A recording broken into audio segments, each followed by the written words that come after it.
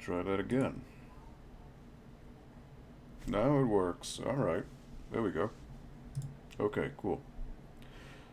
I just had to restart, re-log in to my Facebook.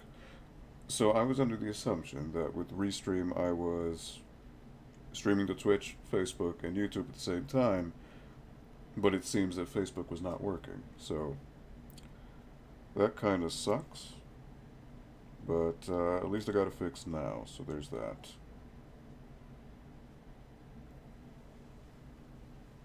Cool.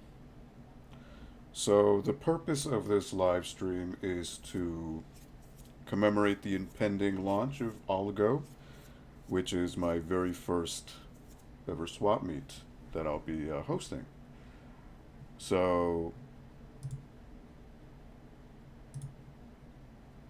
what is a swap meet, you may ask?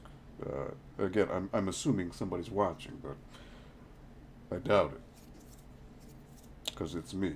But the whole point of this is to kind of reiterate what my swap meet is about, and to answer any questions that people may have if they decide to come in. I'm sorry, Buster, if you hopped in before.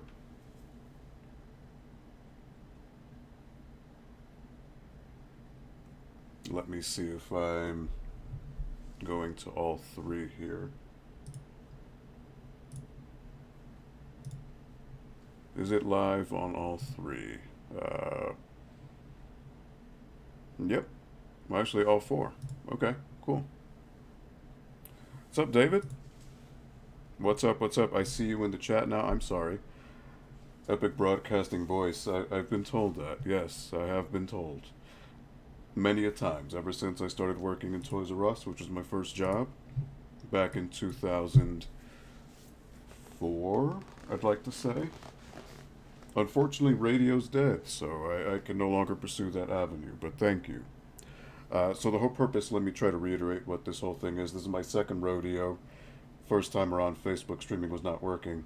So the whole point of this stream is to kick off the countdown for ALGO, which is 1 week away. It'll be next Saturday, February 15th. Yo, Efren, what up, dude? Cheers. Nice angry face. I appreciate it. So, what is ALGO? What is a swap meet? So, a swap meet is, think of it as an indoor flea market. It's, well, I mean, it could be outdoors too, but in the case of mine, it'll be indoors. So, a swap meet is just a place where people can gather and try to sell things that they're looking to offload. In this case, it would be video games. At least that's the general idea. So, which you could see the 5 points in the right direction. The banner, the flyer that was created for my event is down there. So this will be at the Norwalk Public Library next Saturday, February 15th from 2 to 5 p.m. It's a 3-hour slot. It is entirely free to attend. Hey, Chris, what's up? How you doing, Chris? No Shenmue tonight. But, and you know what? I didn't even update my YouTube thumbnail. But I don't care. Whatever. So, but thank you for stopping by, Chris. So this is not Shenmue tonight. The whole idea is to talk about the swap meet I have coming up next video. Your video went off. No kidding. Oh. Let me see. The whole idea is to talk about the swap. Let me look on Facebook. Next video. Your video went off. Do, do, do. No kidding. Let me see.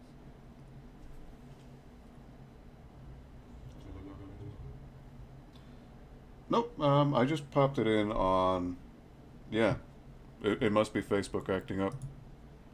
But the whole point of a swap meet is to. Yeah, I'm hosting a swap meet, Chris. It'll be next Saturday, February 15th. It's right after Valentine's Day, the day after. Next Saturday from 2 to 5 p.m. So I'm hosting. This is my first time. I started working at the library about maybe 3.5 months ago.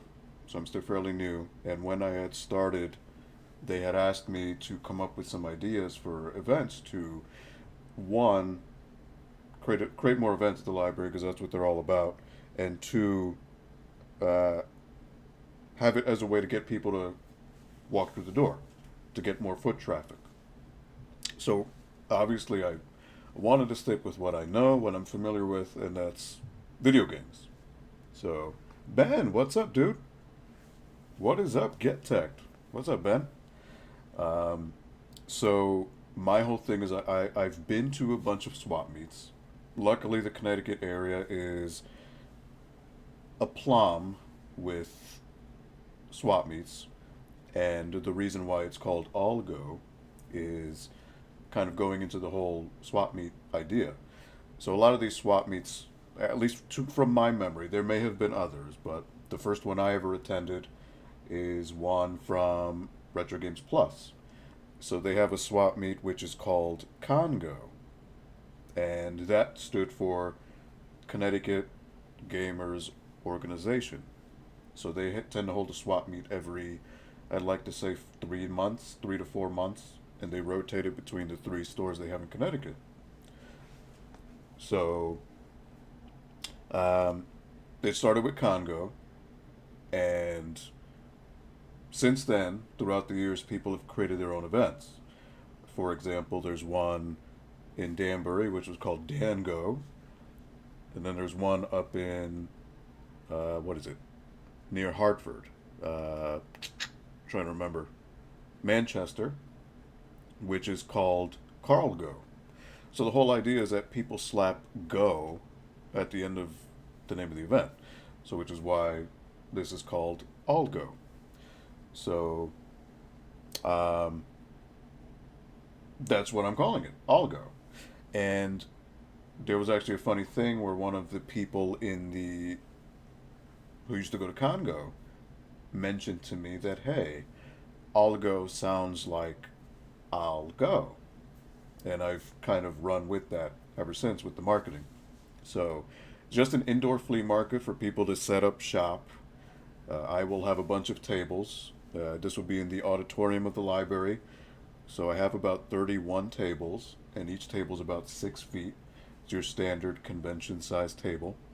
And you put in your stuff, set it up on the table, and hopefully you get to sell quite a bit. But the main thing that I would like to drive home about these swap meets is that selling the games, making money is fine. Obviously, that's what some people want to do. But to me, the biggest takeaway is the networking aspect.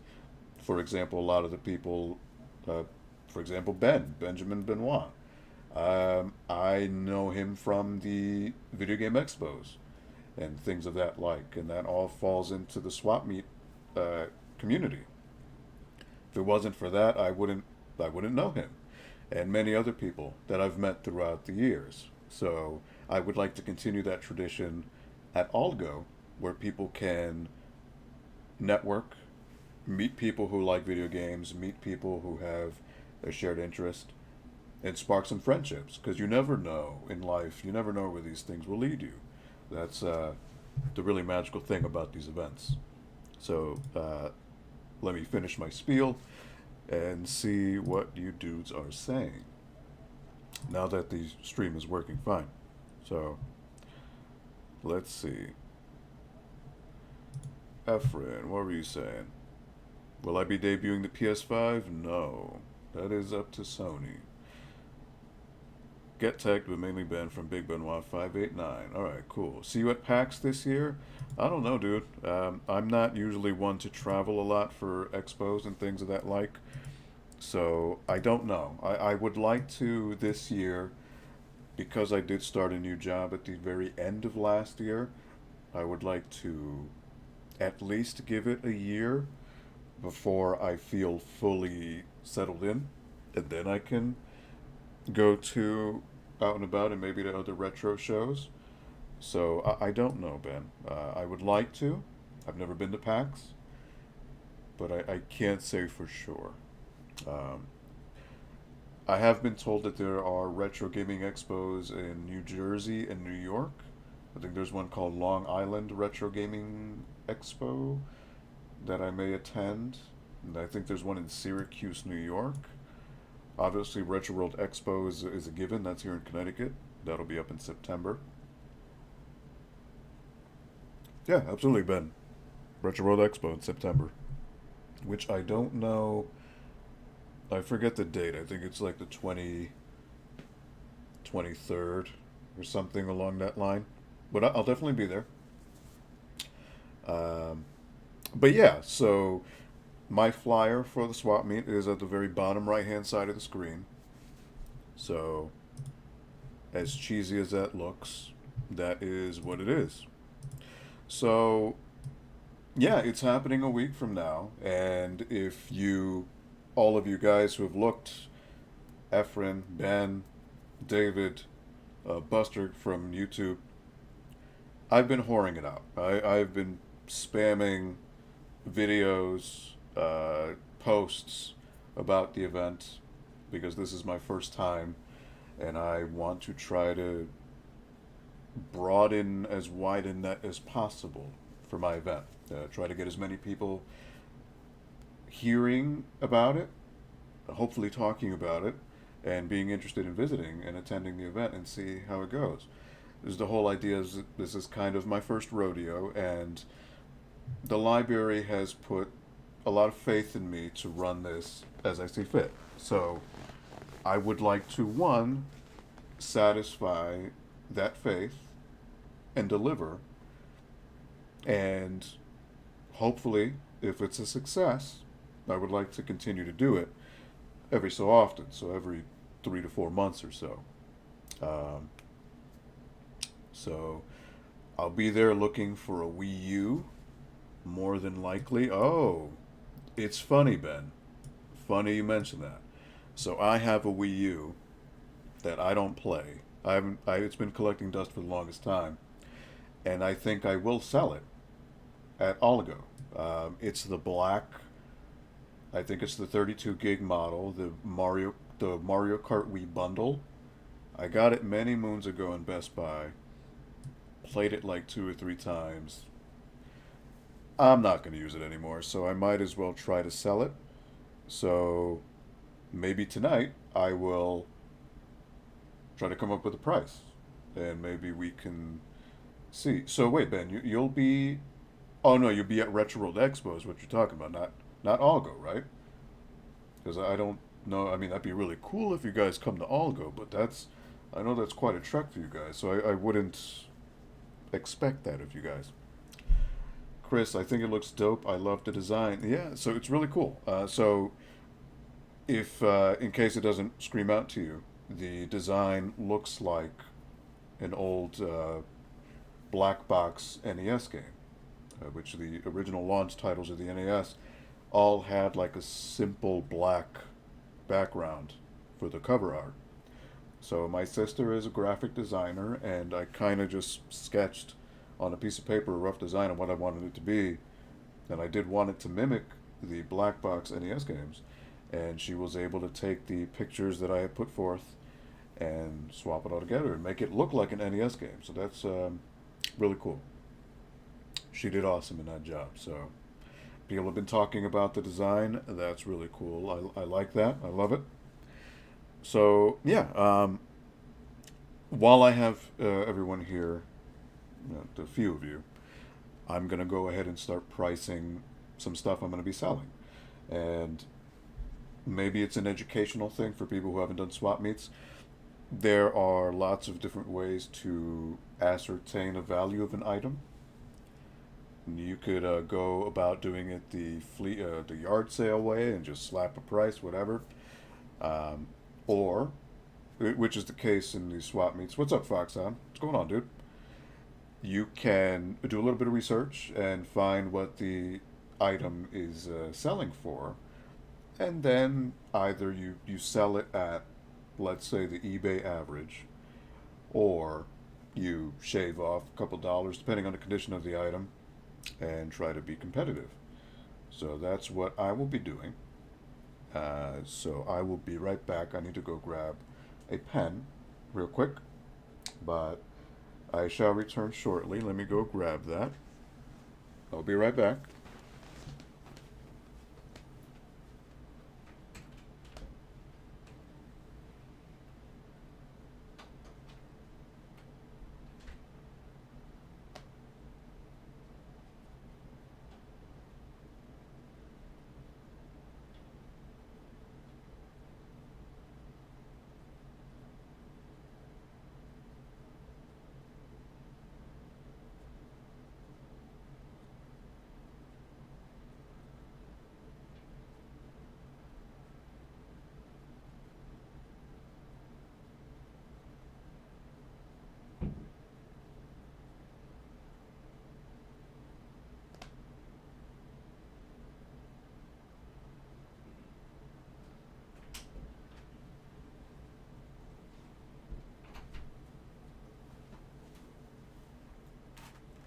Okay, so in the case of my swap meet, I will obviously be using a pen. And I found that these Avery multi-use labels go very much in handy for these types of things. The adhesive on these labels does not damage the items themselves. So, and they don't leave, the big problem with a lot of these retro stores or a lot of these places that use labels, these labels tend to leave residue on the item, and these don't, which is really cool. Nerd Strategy, what's up, dude? What is going on? You actually just reminded me. Let me go ahead and push this stream over on the Discord.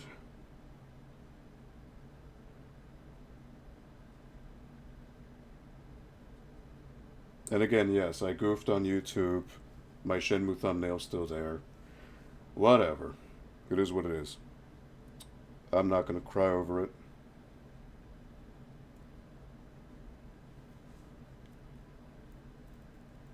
Well, what's going on with you, Nerd Strategy? How are things?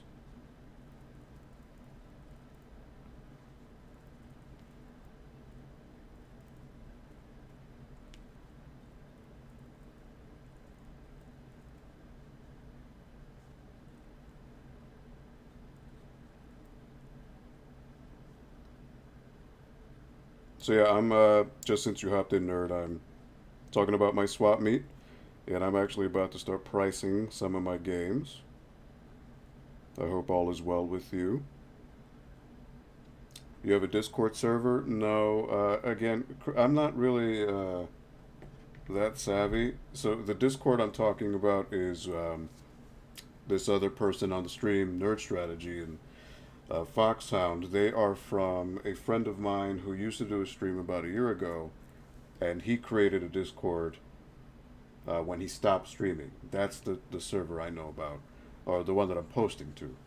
I don't have one myself because I don't really use Discord outside of that particular instance. That's it. LOL, yeah, just made some rice and doing laundry, then working on my Master Roshi costume a bit. Oh, how's that coming along, Fox? Nerd Strategy. Hope that's doing good. And you know what? I guess it would be appropriate if I played some gaming music. Does anyone have a particular request?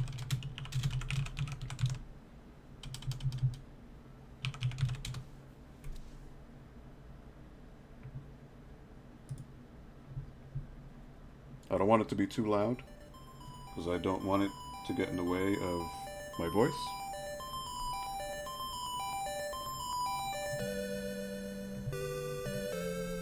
Not sure if that's too loud. You let me know if it's too loud. So, yeah, what I'm going to do now is I'm going to grab a game,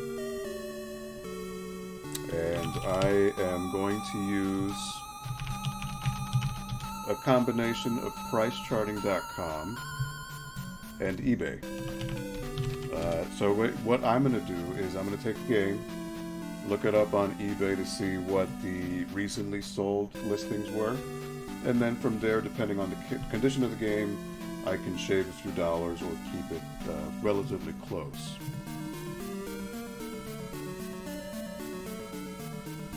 Just happy to know you're thinking of me. 2 decimals lower is good.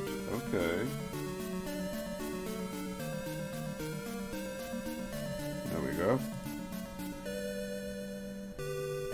Alright, so what am I going to grab first?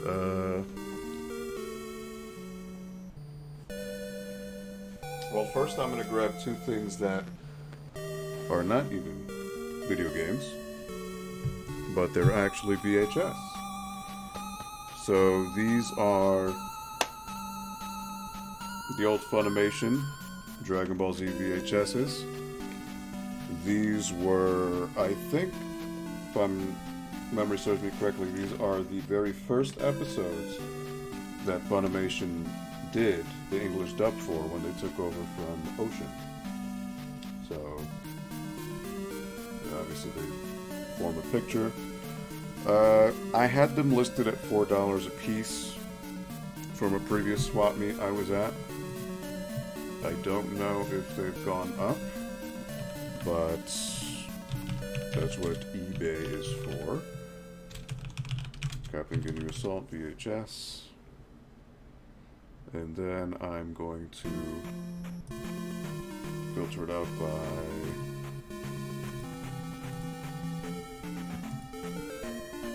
sold. Alright, so the first listing I have on eBay for the Captain Guinea Assault VHS, $7.99, sold on January 2nd. December 26th, sold for $30. Jesus Christ. $11, $10.50. Alright, so I'm gonna take the last one, which was the $7.99. Plus $2 shipping. So let's say it's listed at 9. Right? What song was the first one? This is actually right now I'm playing the soundtrack for Legend of Zelda 2. The Adventure of Link. So that was actually the opening song that played in the title screen. It was probably still Plastic the Pater? Not sure what you mean there, Nerd Strategy. It's kind of cryptic. So, take a mental note, $7.99. And I'm just going to see how much this one is selling for now. Because I would like to keep the prices even, if possible. So this is the Captain Guinea Double Cross VHS. This sold brand new in the packet, in the sealing, for $20. It was still sealed. $7. $7. Okay. 7. Well, you know what? So we're jacking up $1. I think would be pointless at this time. So I'm just going to leave them at $4 a piece. So $4 a piece for the 2 Dragon Ball Z VHS, which have 3 episodes each. Actually, no, this one has 3, this one has 4. And I honestly don't even remember why I bought these. I think I got them back when they first came out because I just wanted some Dragon Ball Z, and unfortunately finding the Spanish or Japanese dub in America was impossible to find, so you kind of had to settle for the English dub, which I never had any affinity for. I never liked it. With the exception of Ocean. Ocean I thought was fine. Can you still hear the music, or is it just so low that it's not even a thing? I'm curious.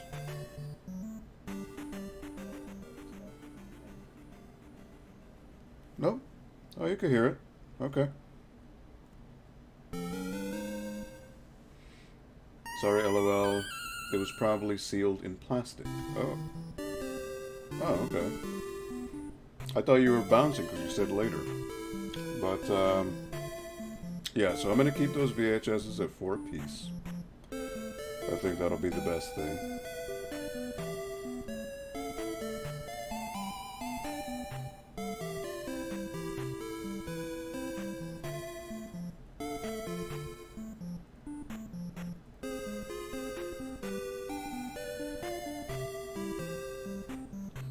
Alright, so, move on to the next item.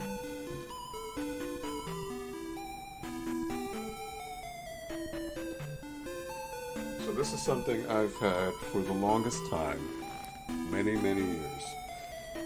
Unopened, never opened. This is the Ultimate Matrix Collection DVD set. This was I think it's a 10-disc set? Yes, 10 DVDs. It's the 3 Matrix movies. Matrix, Reloaded, Revolutions, but it also has a bunch of extra discs with a crap ton of extra content. um, as well as the Animatrix is in here. And obviously the big piece would be the bust of Neo. And there's also a art book, I believe, which actually on the back of the package it tells you what's in there.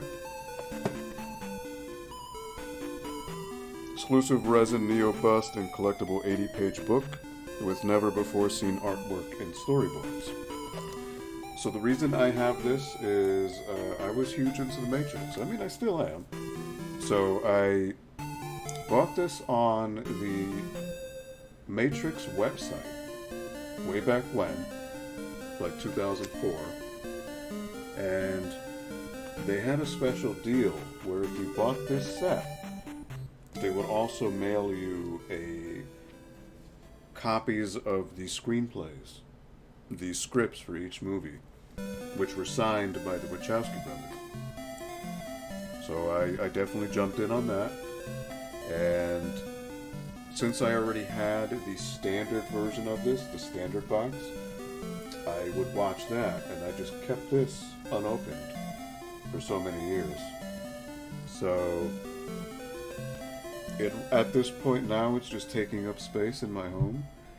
And what better way to sell or to make some space than to see if somebody else wants it. So I'm keeping the scripts for sure, but I will part with the set because I mean it's never been opened, and if someone else can enjoy it, then sure. Limited edition. Ultimate Matrix Collection DVD, sealed. $20, sold January 20th, 2015. $19.99 plus 6 shipping, plus 8 shipping. So since this is sealed, I'm gonna keep it at, let's say 25.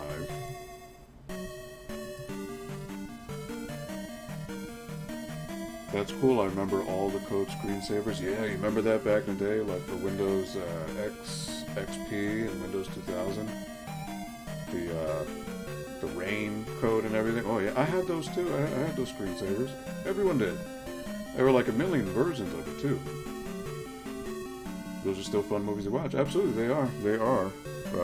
I mean, again, ever since the DVDs, I had them on VHS. I had the standard DVD set, the individual DVDs, the standard version of the Ultimate Matrix Collection. I got this. I have the Blu-ray set. I also have it on HD DVD. I need to get it in 4K. So I'm gonna sell it at 25. I think that's fair. It was selling for like 28 on eBay, and this is still sealed. It has not been opened. So I think 25 would be fair. So I'm just gonna write down the price on this sheet here.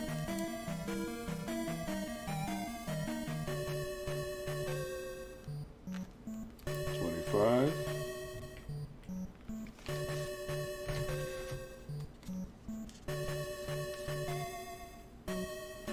As you can see,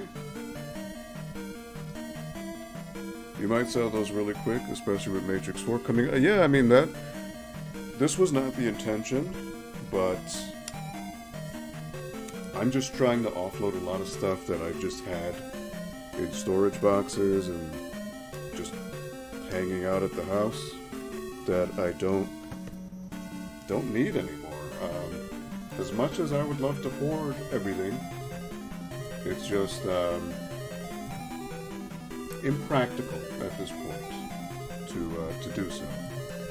So if I can offload it and move it, then sure, that's exactly what I'll do.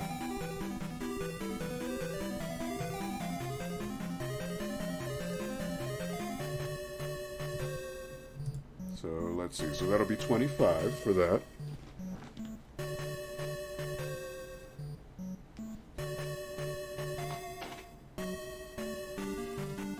I might as well continue with all my discs, my movies. So next up will be a show which was on NBC, Heroes. Great show, great show. So this is going to be seasons 2, 3, and 4. So, these are still unopened. One of the big things I'm guilty of is buying things with the intention of rewatching, and I just never do. Never.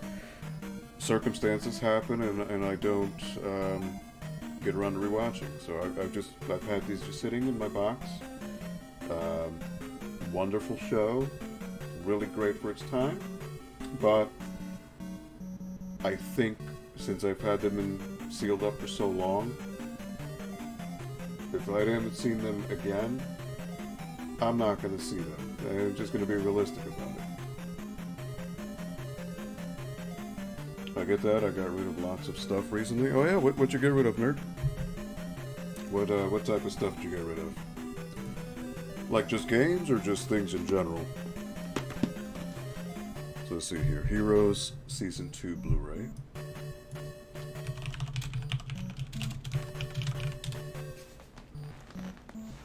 Alright. So Heroes 2 Season 2 Blu-ray sold February 8th, which was today, for $4.80. But that's opened. Sealed, sold yesterday for $9.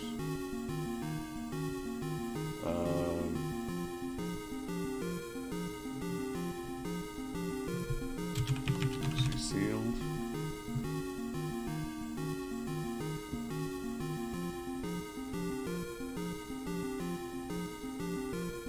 Heroes Complete Collection, Seasons 1, 2, 3, 4. $45. Ah. Hey, Max. ¿Cómo estás, Max? Buenas noches, Su Majestad. ¿Cómo estás, Max? Espero que todo está bien. Sadly, don't get rich of stuff that much. I don't think most people do. It's kind of it's a challenge. Games mostly, some DVDs. Use the money for a car payment, so can't complain. That's smart. Very smart. So yeah, let's see. Season 2. Again, it's sealed, so it's sold for $8. Go for was it 9? So we'll do $6. $6. And then, you know, at the event, if somebody wants to buy all 3, I can cut the percentage off the whole price. So, there you go. It has been christened with 6. So that's that. So, Season 3. Season 3 sealed, sold yesterday for $8. Again, another 6. I think that's even. Might as well try to keep it consistent, right?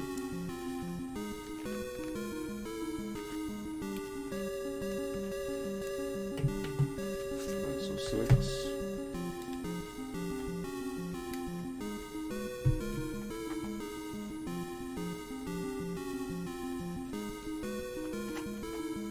For that.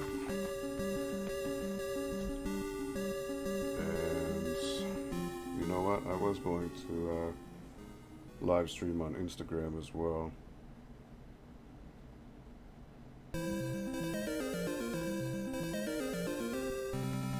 So let me see how that works.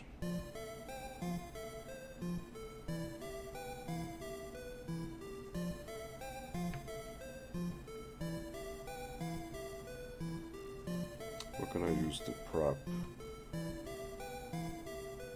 this up.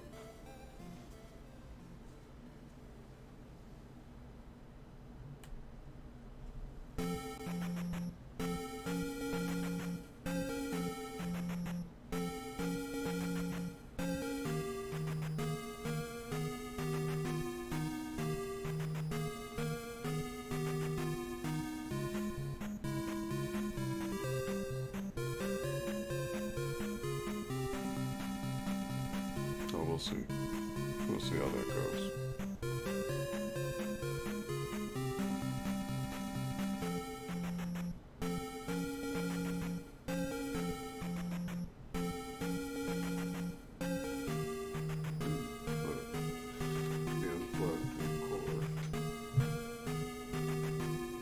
I'm going to be pulling triple duty here.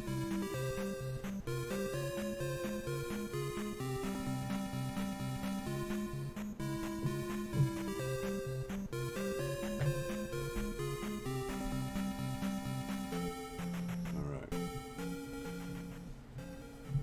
Can't really move my mouse too much. Didn't know you could do live streams on Instagram. Yes, you could. There's just an option when you do a story, you can just hit live and it'll go. So, 8-Bit Glitch, what's up, dude? What is going on? I'm sorry that you're looking at my big belly here, but this is, I'm doing a multi-stream on, actually right now on Facebook, YouTube, Twitch, and I figured I'd do it here, but the camera angle is not that ideal. Let me switch over here. See if that helps. So the whole point of this is, if you've seen my Instagram feed, or if you've seen any of my social media feeds, you have seen that there is an event that I'm promoting, a video game swap meet, and it's called ALGO. So I am doing that next week. That'll be Saturday, February 15th from 2 to 5 p.m. And right now I'm kind of just pricing things out that I'll be selling at the event. So figured I'd try to broadcast them as wide a net as possible. So we'll see. Let's see, Max. Fui al médico y me detectó piedritas en la vesícula. Ay, Max, lo siento. Se oye mal eso. Espero que todo está bien. ¿Cómo se llama la moneda de canal? Yo, Rody, what up, yo? What up? ALGO, yo. I'm pricing things out. Right now I'm pricing out Heroes Season 4 Blu-ray. I just priced out Season 2 and 3, so I'm thinking it's going to be similarly priced. I could be wrong. Heroes Season 4, there actually is no eBay listing for that. Ooh, at least not sealed. Heroes Season 4 Blu-ray, Season 2, Season 4, here we go. $8, $8.32. So I'm just going to keep it in line with the other ones and keep it at $6. I'll sell Seasons 2, 3, and 4 for $6 a piece. In case somebody wants to buy multiples, I can do a deal. Yo, Retrohack, what is up, my dude? Long time no see. I hope things are well. Hope you're doing good. Just pricing things out for my upcoming swap meet, which will be next week. ALGO at the Norwalk Public Library, 2 to 5 p.m. on next Saturday, a week from now. So hopefully I'll see you.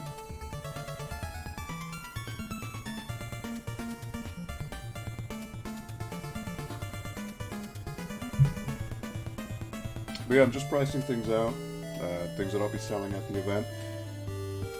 So right now I just went through Seasons 2, 3, and 4. of Heroes on Blu-ray, which I never got around to opening. Yo, Robert, what up, dude? What's up, my man? Antonio Banderas in the flesh. What is good? Yes, this is the Castlevania 3 soundtrack. I figured I'd have some music playing in the background, because hearing my voice would just eventually get tiring. It'd be awkward, I think. So, is anyone looking for anything specific next Saturday? I don't know. On my public Facebook page for the event, people have been mentioning that they're looking for certain things. Someone mentioned that they were looking for anything portable, so DS games, Game Boy games, things of that nature, Game Boy Color, Game Boy Advance. Someone else mentioned that they were looking for, oh boy, it's all on the Facebook page, I don't recall. Someone was asking for things in specific, but as far as even though I'll be running the event, I would love to look for anything Dreamcast, anything Sega Saturn. That'd be great. That's what I'm on the lookout for. Love you and everything you do, brother. Good luck with the meet. Thank you, Robert. Thank you. That means a lot. This is my first rodeo, so I'm hoping that it goes well, and I'm hoping it goes well enough that I can continue to do it, every 3 to 4 months or so. That's the idea. That's the hope. So, got my hair cut. It's no longer super long. So, we'll see. We shall see. So, I appreciate the love, Robert, though. And for anyone watching, check out Robert's streams, man. The guy is got a killer setup, and he's been doing some really awesome looking streams. So, check him out. Doing some good stuff. Nerd, gotta go, dude. Catch you later. No problem, Nerd. Thank you for stopping by, man. Enjoy your weekend. I hope you have a good one. Voto porque juegas Dead Space en modo imposible. La cosa es que ya jugué el Dead Space 1, 2 y 3. Ahorita a este momento estoy jugando el Shenmue. Porque ahora que Shenmue 3 salió, para preparar para eso estoy jugando Shenmue 1 y 2 otra vez, para estarme como en el mundo de ese juego. Y ahorita estoy jugando el primero otra vez. Keep it rocking, you got this. Thank you, Nerd Strategy. I appreciate that, dude. LOL, yeah, looking for Aliens Infestation on DS. I don't know what that is. What is that? Did that come out around the same time as Isolation, or is that a different thing? Interesting. Aliens Infestation. That sounds vaguely familiar, but I don't know what that is. Doesn't ring a bell. But anyways, let me go to my next items. I think I'm going to go pull out the Game Boy games.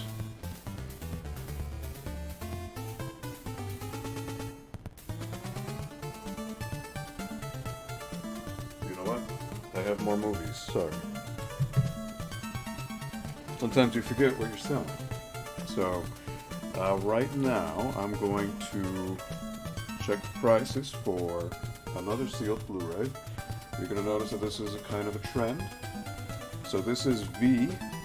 This is the reboot of V that aired on ABC back in, I'd like to say 2009, 2010. It was actually really good, and the show did do 2 seasons, but it got canceled. That's unfortunate. But this is sealed. Another thing I never got around to watching, again, I saw it on TV, but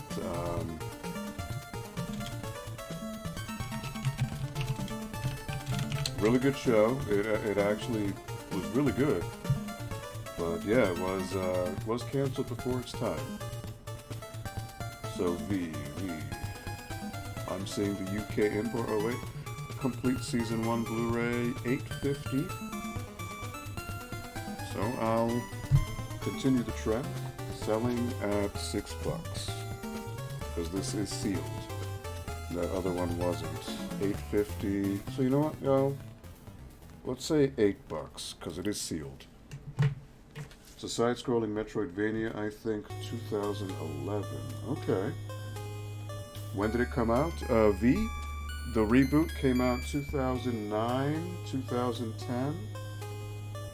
Sorry, the glare of my monitor is overriding that. But yeah, it was a pretty good reboot. It had Morena Baccarin from Firefly, Laura Vandervoort from Smallville, John Ritter's son was on here. I think. Yeah, right. Jason Ritter, I think he was on here. It was a good show, man. It had pretty good special effects when it came. Oh, Scott Wolf. Scott Wolf from Party of Five was on here. It was a good show. Good show. Criminally overlooked at the time.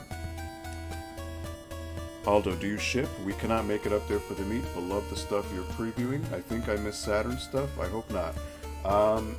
You know, for whatever doesn't sell at the event, I will eventually put, afterwards, I will put this stuff on Facebook for sale. So I absolutely, I can ship out, no problem. So just keep an eye out. Post ALGO, which will be next Saturday, so it'll be the day after. I may start putting this stuff on. Hopefully I can offload it all. But absolutely, I can ship out, Robert. No problem, dude. So I'm going to sell this for $8 because it is sealed. Never did open it, unfortunately. Next, continuing with the sealed tradition, Kong Skull Island on Blu-ray. Sealed, has not been opened, with the slip cover, which for some of the movie collectors out there, slip covers are a thing, a rarity. So for those who don't know, or you know, a little bit of useless information. So when movie companies make Blu-rays, the first run, the first print, comes with a slip cover. Some people think these are annoying, they're in the way. Other people, like myself, think they add to the presentation of it. You know, it's nice. It's a nice little layer of protection. Yo, Frank, what up, dude? Will you go to ALGO? I hope you do. So, gonna look this up too. So let's see, Kong Skull Island, Blu-ray, sealed. Kong Skull Island, Blu-ray, sealed. Sorry if the keyboard is very loud, but the microphone is rather sensitive, so. Kong Skull Island, let's see. This is not the 3D. Blu-ray, $7.29, sold January 14th. Blu-ray sealed, $7.97.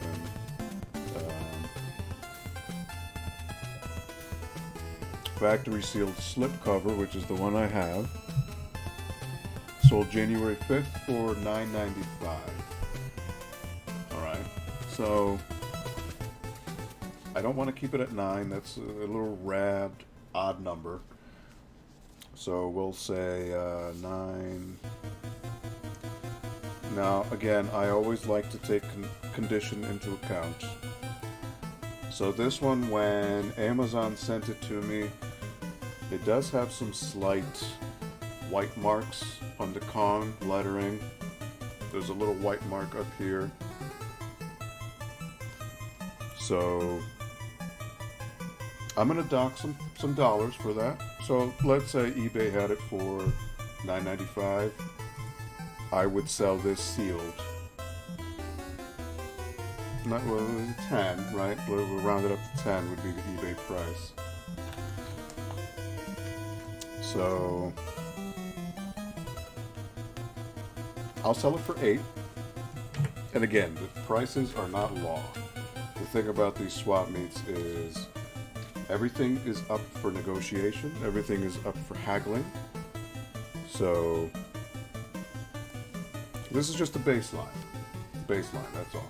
Audio's perfect. Thank you, Robert. Thank you. This is actually the Blue Yeti blackout mic. I've had this for, say, about 2 years, and the whole idea when I first used it, I kind of wanted to get into voice acting. I took a couple classes, started practicing, started doing narrations for people, and I fell off the wagon. I fell off. And then the microphone just kind of got lost in the shuffle. But if I can use it for something like this, then absolutely, you know? You'll go to ALGO? What up, Frank? Hell yeah. How you been? I've been alright, dude. Just now in the, 1 week to go. Literally 1 week, exactly 1 week. So, just kind of, the nerves are starting to kick in. Just trying to make sure I have everything set to make the event run as smoothly as possible. Alright, so the next movie is a personal favorite of mine. It is one of Christopher Nolan's. It's actually the latest one he released, which is Dunkirk. So we're going to say Blu-ray Steelbook, because this is the Best Buy Steelbook. Sealed, has not been opened. My intention was to see this, but this past Black Friday, Amazon had a crap ton of 4K Blu-rays on sale, and Dunkirk was one of them. So Dunkirk was going for $7, 4K Blu-ray, so I had to scoop it up, and once I did, as nice as Steelbooks look, as nice as they are, they really are,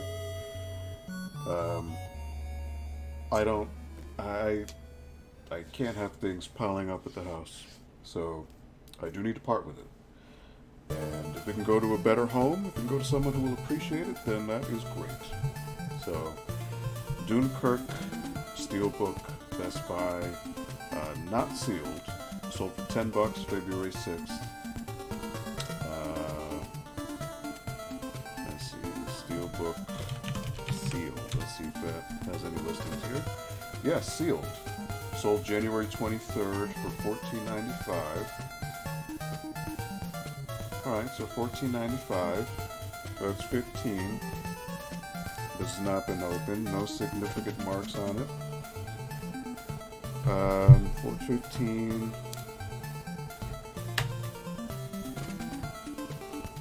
Let's say 12.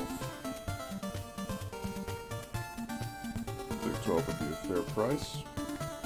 But yeah, Frank, sorry. Things have been going on, man. Just working. Took the time today to, in case you didn't notice, I got my hair cut, got my little trim. So, just pricing things out, man. Throughout the week, this past week, I've been bringing things over to the library that I've been selling every day, just little things. So this is the remainder of what I have. So Dunkirk, I'll be selling this for $12. Sealed Steelbook. And again, Steelbooks are Best Buy exclusive, which is unfortunate because after a while they become impossible to find. Alright, so next up are movies that are not sealed. Movies that I actually did watch. So this one is actually a quirky movie that fell under people's radar. It's a Jack Black movie. Jack Black and Mos Def, Be Kind, Rewind. So this kind of came out at the time when Sweeting was very popular. So Sweeting was kind of like a viral thing back on the early YouTube days, where people would make really low budget iterations of movies. So that's the whole point of this movie, is basically they work at a video store, kind of like Blockbuster, and an accident happens where they lose all of their movies. The tapes are all gone. So they take it upon themselves to record bootleg versions of each movie, and then they put them back on the shelves, and people start renting them, and they kind of become a neighborhood hit, because people are like, holy crap, these movies are so shitty, like they're low budget, but I love it. So it's an interesting premise, and it's a cool movie. But in the grand scheme of things, it's something that my movie shelf is becoming, which you can actually see it on Instagram. You can see the very tail end of it. And actually, you can see it over behind me. That is my movie shelf. So it's nothing that now at this point I do have to part with it. I don't have enough space to keep every single movie, so I do have to start picking and choosing. Yo, Inf, what's up, dude? Mike, what's up, dude? What's going on? I hope things are going well with the child, with the baby. Or maybe not a baby anymore, right? But hope things are going well with fatherhood. Thank you for stopping by. I'm just talking about my swap meet that I have coming up next week at the Norwalk Public Library.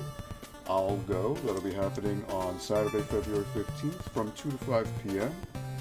at the Norwalk Public Library. Brilliant, yes. Have you seen the movie, Robert? It's a very charmful movie. It's fun. It's very quaint. It's very charming. But yeah, let me see what it's on eBay here. Sold on February 5th for $9. $9. That's sealed. This is opened. $5. So you know what? It is opened. It's not sealed. So I will. Let's say we'll sell it for $4. Right? I'm not going to be stingy with the price. Totally fine with that. And if you like Jack Black, it's good because it's a restrained Jack Black. It's not super goofy, super crazy, hyperactive Jack Black. It's a more subdued Jack Black. So it's good. It's worth a watch. So be kind, rewind. What's good? Everything is going swimmingly. That's awesome to hear, Mike. I'm good. I'm good, Inf. I'm good. Working at the library, doing IT work. Luckily, I have the weekend off, and right now I'm just pricing things out for the swap meet I'll be hosting next weekend, ALGO, which I'm sure if you've seen on Instagram, I've been spamming the shit out of it, and on Facebook and Twitter as well. So just pricing things out, things I'll be selling at the event. Swap meet sounds sick. I would go if I wasn't living here in the sticks of Virginia. Well, Virginia, I would imagine the weather is much better than what we have here in Connecticut. So, I mean, cheers to that. And hey, man, as long as you're doing your thing down there, that's all you can ask for. I hope things are going well with you, dude. I hope 2020 has been kind to you thus far, and it's just the beginning. And I hope the months to come will be nothing but good for you. I have not, but we'll definitely check it out. Maybe I will be lucky enough for it to be left over from ALGO. Nice, nice. Actually, Robert, excuse me while I drink the beer. If there's anything in particular that you're looking for, like a certain video game, or an accessory, a controller, let me know. I can keep an eye out for you at my event. I mean, I don't know how much I'll be able to like walk around because I do need to organize and make sure everything's running correctly, but if there's something in particular that you're looking for, I can definitely keep a mental note and keep an eye out for you. You know, if there's something that you're really looking for in the retro scene. Hell yeah, same to you, brother. Thank you, If. Thank you, If. It's been a long time, but I know you're killing it. I know you're doing what you do best. That's kicking ass.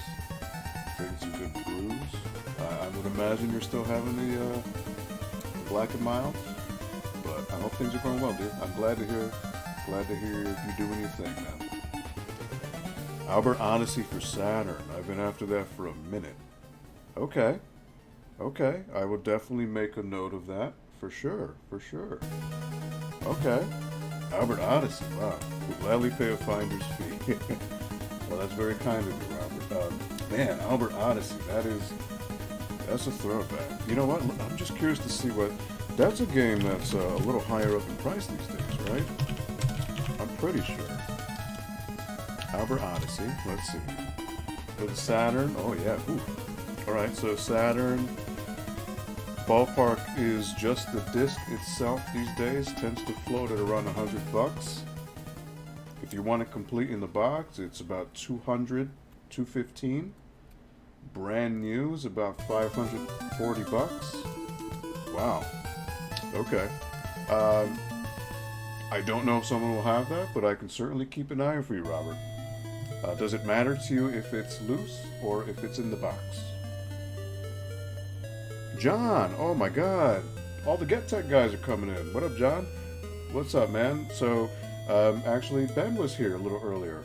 I hope things are well with you, man. So I am just, as you can see from the description, I am kind of glossing over the 1 week countdown to my swap ALGO, and I am actually currently in the process of pricing out some things that I'll be selling, and I'm dead. Good Lord. Oh, you didn't know, Robert? Yeah, dude. I can actually link the info for you right here. Let me see. I'll post it in the Facebook stream chat. There you go. So if you want to take a look for yourself, Robert, that is the general ballpark that it tends to go for these days. Having a black and mild right now. That's what's up, If that's what's up. What flavor are you doing these days? Any new flavors? I remember you used to do the, what was it? It was like a cherry, I think, and a grape that you used to do. I could be wrong. Things are good. That's good, John. How are things with the Get Tech crew? Hope you guys have a great time. Thank you, John. That means a lot. Again, this is my first rodeo. It's my first time doing this event, so my hope is that things go well, everyone is happy, everyone's satisfied, and one of my things is, you know, all these swap meets that people go to, the biggest complaint, at least the ones in Connecticut, is space. People always complain that the venue's too tight, people don't have tables, people are standing up in the corner with a box of stuff. So I'm offering a bunch of tables, and I have 31 tables right now. And as of before I went live here, I have 26 that are reserved. So, you know, that's good. And I hope that the fact that people are able to have their own tables to put their stuff on display makes people happy. So I hope. Such a good game. We find value in all different things. Absolutely, Robert. I mean, look at Panzer Dragoon Saga. That goes for $800-900. I think it goes up to $1,000 if it's new. To me, I'm not even an RPG fan, but that goes for every penny. It's worth every penny. Again, like you said, value's relative, though. Well, it's good to see you're doing your thing. I got to hit the hay, and I'm smoking blues now. Peace out. All right, dude. Thank you so much for stopping by, dude, and my best wishes to you and your family over in Virginia. You know, you keep on doing your thing, man. You do what you got to do. Keep doing that daily grind, and keep on kicking ass, dude. And I will catch you down the road. Peace out.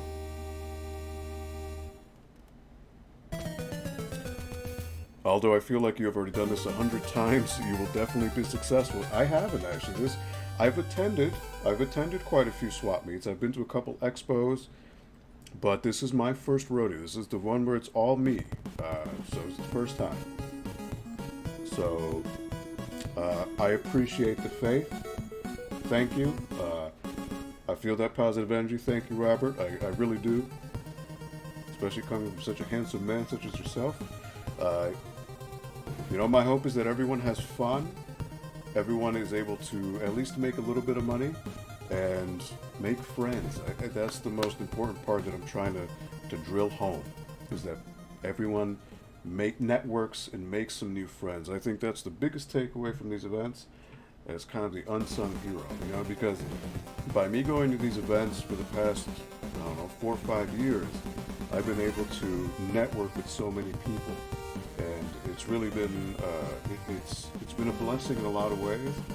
and I've got to network with so many people and get to know people. Like, for example, if you've seen any of the videos, the commercials I've shot for my event, that's all from Russ Lyman. That's a guy I got to know from, one, the local video game store here at Retro Games Plus, but I also got to see him at the swap meets that are in the area. And from there, we got a friendship, and from that, parlay that into him helping out with making videos and editing everything. You know, it's all about who you know these days. It really is. It's such an important factor. Friends and games bring people together. Absolutely, Robert. There's no denying that. That is the proof in the pudding, and that is the hidden notion that people tend to forget or gloss over. It's a lot of the friendships that you forge through these games is pretty incredible. But anyways, on to the next movie. So the next set of movies are going to be a triple set of steelbooks. So, going back to Christopher Nolan, Batman Begins, The Dark Knight, and then finally, The Dark Knight Rises. The Fire Rises. So these are all Best Buy steelbooks. These have been opened. They are not sealed, but again, really awesome. But I have them on 4K Blu-ray now, thankfully. Again, going back to the Dunkirk story.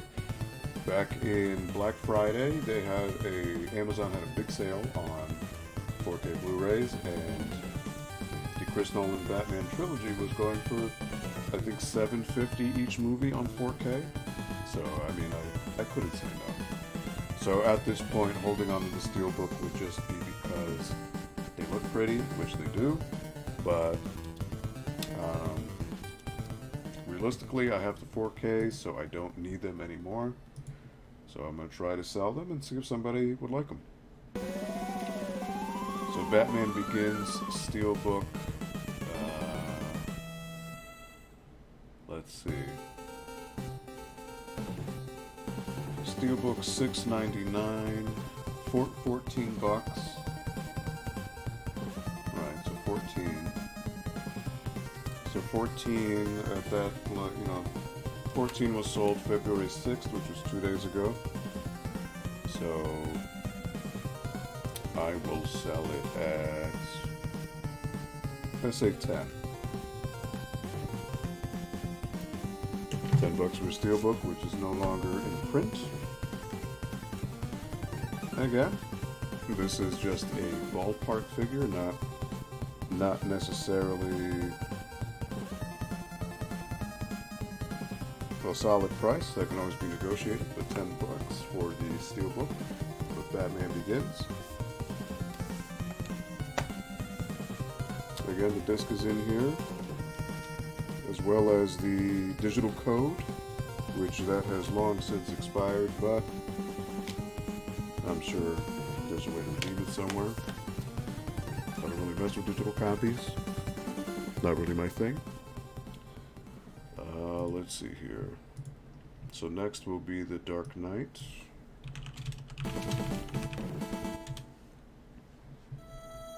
Steelbook.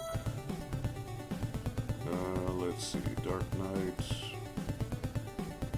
$7.99. 10. $8.99. Alright, so say $8. $8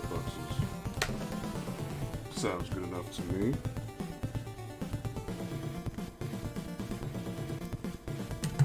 So 8.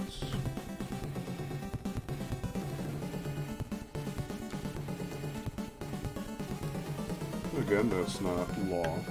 These prices can always be negotiated.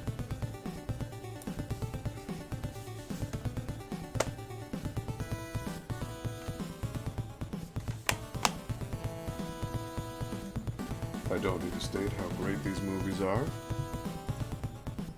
You know, even if you're not a fan of Batman,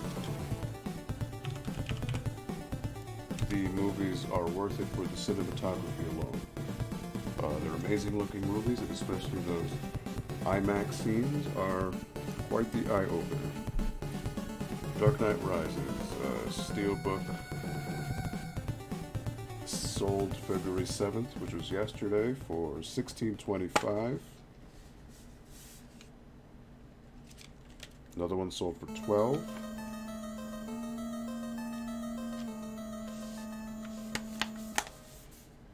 Okay.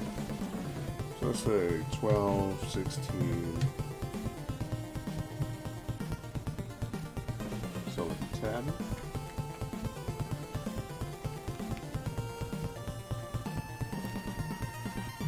Sounds good to me. As far as which is my favorite of the bunch, Dark Knight. But, you know, people shit on Dark Knight Rises, and I find that movie to be quite enjoyable.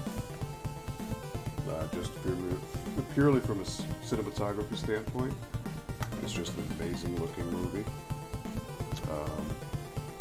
It just looks so beautiful, especially those IMAX scenes are just icing on the cake, visually speaking. So, again, people can have their reservations about Bane and all that, but I think that the movies are definitely worth a watch, regardless.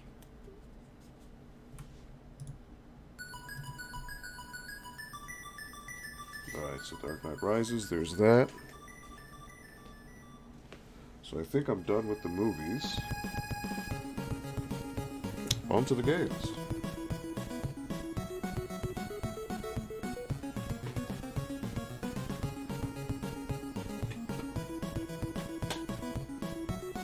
Alright, so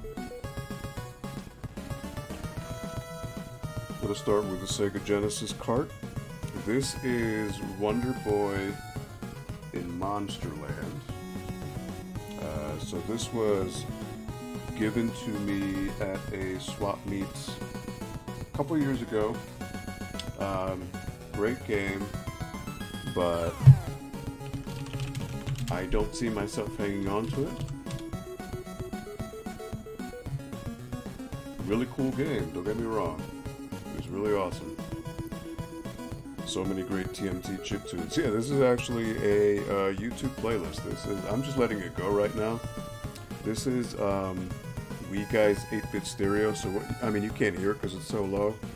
But he takes a lot of NES games, and obviously the NES was made to output in mono, but he through software was able to make it put in stereo, which some people may not like because sometimes it does add a little bit of extra reverb that wasn't in the games originally. But I find that the way he edits them, they still sound very crisp. They're very lively, very full sound, spatial awareness, sound system, not system, but sound area. It's good stuff. Amazing game, yeah. So Wonder Boy in Monsterland, or Monster World, I should say. So this goes for quite a bit. If you have it in the box, I think it goes for like $80 or so. Now again, this one is a bit damaged. For one, the front label is torn. It does have damage. And the back of it, you can actually see a piece of tape from an old video store. So this actually, once upon a time, belonged to a mom and pop shop called Yankee Video in Walcott, Connecticut. So somehow somebody got their hands on that. I don't know how, but so Monster Boy, Wonder Boy, just the cartridge itself tends to go for 20-ish, but let me verify here. Monster World, the this is. Loose averages at about 30 bucks. $27.95. $19.99. Let's see. Let's see the label here if it's damaged. It's not damaged. Okay. Video store labels are. I mean, yes, absolutely. Totally hear the stereo separation. No kidding. So for me, I have it cranked real low, so I can barely hear it. But if the mic is picking it up, then that shows you that the mic is pretty damn good. So that's cool. So I initially had it for 20, but I'm going to take into consideration the damage on the label, and I'll shave off $5. I will sell it for 15. Some people may think that's stupid low, but yeah, I'm not really in it to cut a profit. You know, I don't want to be that reseller guy that, you know, is just in it for money. That's not me. If I can get this in somebody's hands that will enjoy it without having to break the bank, then all means, you know, by all means. So I'll do 15 bucks for Wonder Boy. That's fine. So next game will be for the DS, Indiana Jones, Lego Indiana Jones, the original adventures. So this one doesn't go for a lot. I had it listed at $2 previously. It just comes with the game, no instruction manual. This was not my personal game, but I did acquire it. So let's see, Lego Indiana Jones DS, not number 2, Original Adventures, $6.97, $5.99, $5.99, $2. I had it listed as 2. I think I'm going to keep it at 2 because, one, it's not mine, and it comes with, it doesn't have the manual, so that's not complete. So I think $2 is a fair price. Well, at least it comes in a case, so there's that. Alright, so that is that.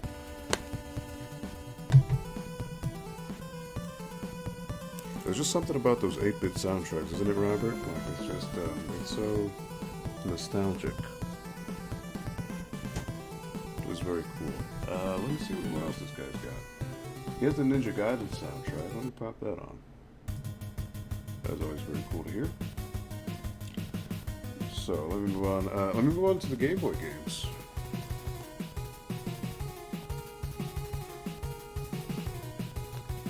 Got a couple Game Boy cartridges here. And before I do that, I am going to refill on a beverage, so I will be right back. I'll be right back.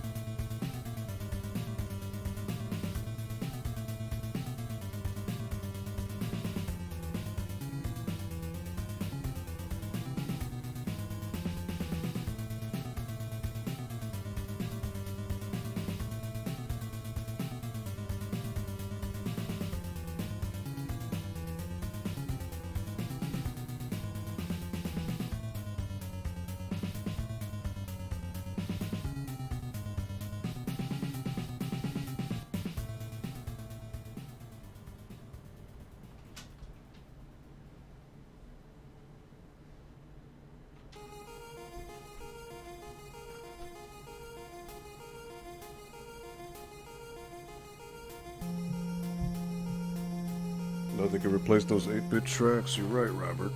You are absolutely right. Sorry about that. I had to get another beer. So cheers to anyone watching. Cheers to anyone attending ALGO. And cheers to anyone who dealt with my rambling so far. So yeah, es un juego de la década del 80. Sí, esto fue un juego para el Nintendo que se llama Ninja Gaiden. Honestamente no estoy seguro qué año fue que salió, pero fue como en 88, 89, algo así. Alright, so, thank you, Robert, thank you. So for the first Game Boy game, it's going to be a racing game, F1 Race, for the Game Boy. I initially had it listed at $4, but I'm not sure what it goes for now. Let's see, $4.95. $4.95. All right, so I think keeping it at 4 would be fine. Again, leeway is always fine. What am I drinking this evening? So what I had before, if you check my Facebook actually, I put it on Untapped. This was what was it? What brewery was it? This is my second one. First one was, let me see. Did it not finish posting to, from Collective Arts. It is the IPA number 11, which is the first one I had. And this other one is, let's see, this one has Chris Columbus on it.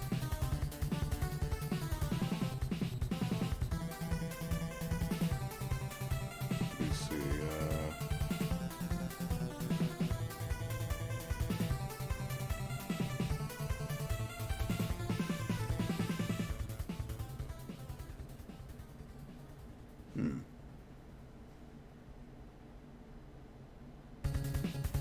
I'll have to go check again. I forget what it's called. I'll have to write it down later. But this is also an IPA. Just your standard American IPA. It's nothing crazy. I mean, at this point, I'm used to double IPAs. The Imperial Stouts, I'm used to barley wines. Anything that's 8 to 10%. And these are like 5, so they're just very light to me. They're not crazy with the flavor palette,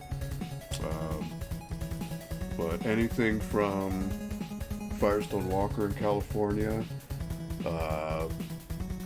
Treehouse up in Massachusetts, they have some amazing Imperial IPAs, which are very juice bomb heavy, so you know they're going to be very yellow in color, hazy, amazing citrus notes. Just the type of beer you'd have in the summer, you know, like a great porch rocker beer, you know, just insane pineapple, citrus, tangerine, just great citrus notes. This is not. This is more, it's like flat. I think this is from, I think it's Boston. I'll have to double check the name. I forget. I kind of poured it and ran because I didn't want to leave you guys hanging. But you know, definitely anything Firestone. Firestone. If you get their anything that's in a box, so they sell their beers in a wooden box. So Parabola, their 15th anniversary ale, Velvet Merkin.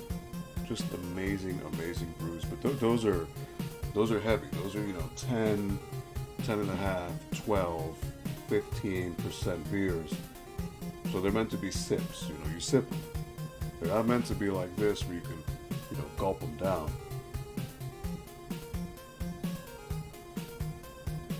But yeah, beer is an amazing thing. Beer is really awesome.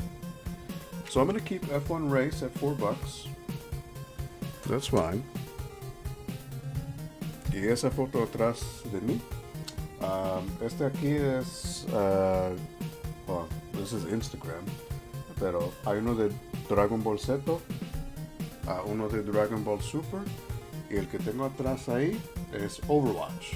Es un juego que fue para Xbox, PlayStation 4 y para la computadora. Overwatch. So let's see. Next game, Bugs Bunny in Crazy Castle. So this is the Game Boy port of the NES game that came out first.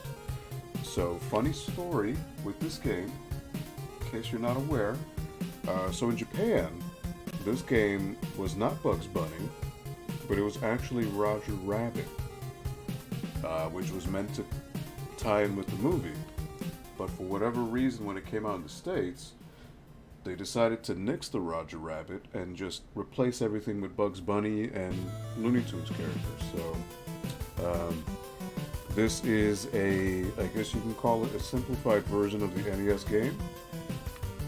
The NES game is great, if not frustrating in parts, but it is, I think, a very fun game. But, I mean, I would like to hang on to it, but I'm going to see if I can sell it. If not, I'll hang on to it, but we'll see. Bugs Bunny Crazy Castle, Game Boy. So sold for $7.28. And you know what? I didn't even know there were sequels to this on Game Boy. I had no idea. That's crazy.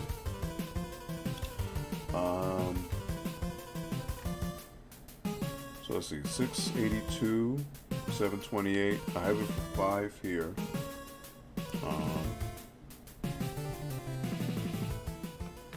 I think 5 is fine. I mean, the label is pretty good.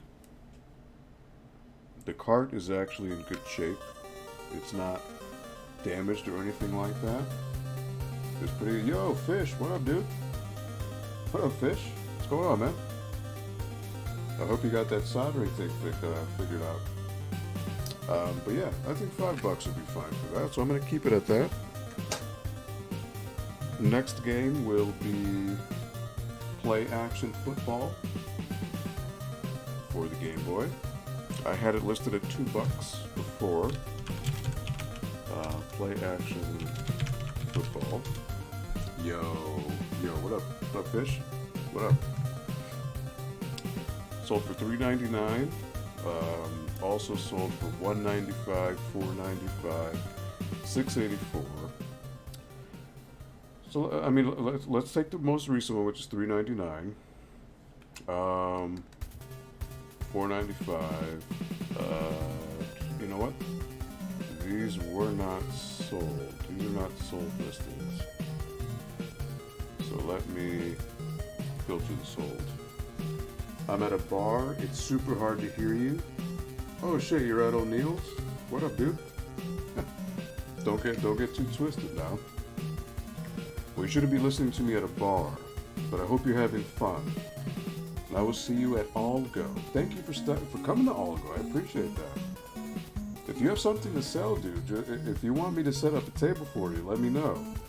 I'm actually running out of space for tables, so if you do want to have one set aside, let me know. Live band. Oh, all right. That's what's up. Play Action Football. $3.50. I mean, it's a sports game. I'm not going to go crazy. $2. I'm going to keep it at 2. That's fine. I'm not going to go nuts. Playing darts. Oh, shit. They do that in Shenmue, you know. So, get that good one. Thanks, man. I don't have anything to sell, though. All right, cool, man.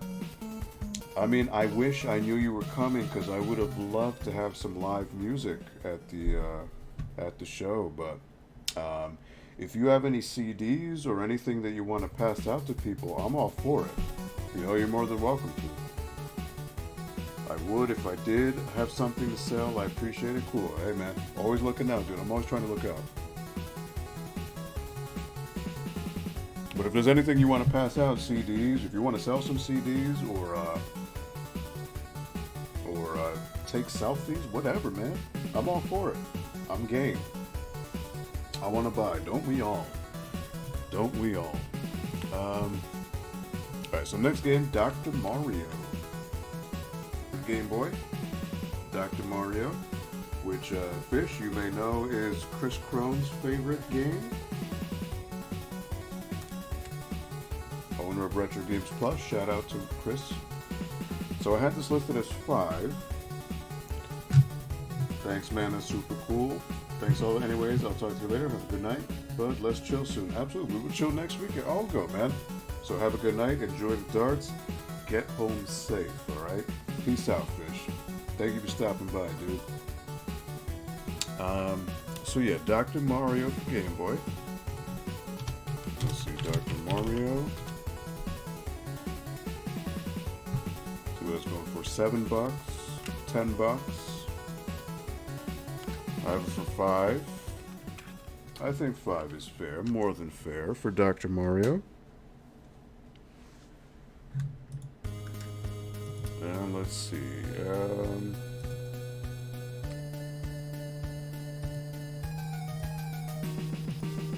Next one is Paperboy.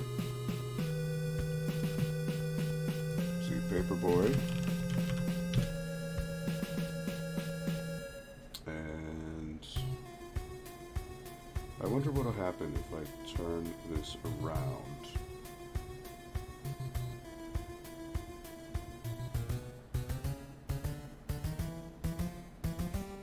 Does the camera, because my battery's dying and I do need to charge it. And unfortunately, if I charge it, I won't be able to set this up straight. That's unfortunately the problem.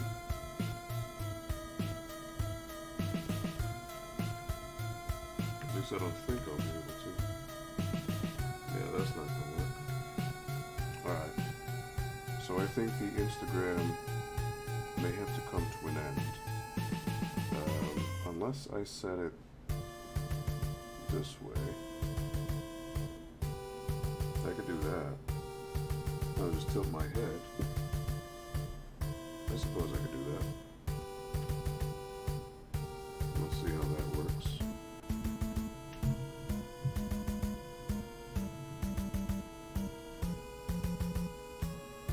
Okay. Not the best angle, but it may just have to do.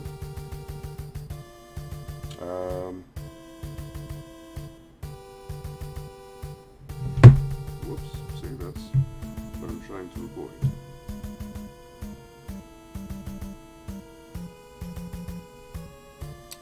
Let's see. Yo, Leo, what's up?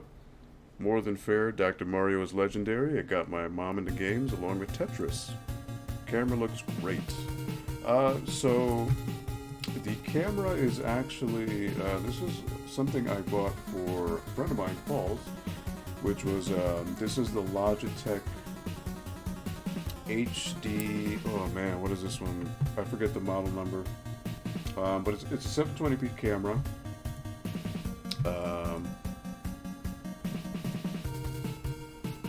But yeah, I mean, as long as you're in the right lighting conditions, it's fine.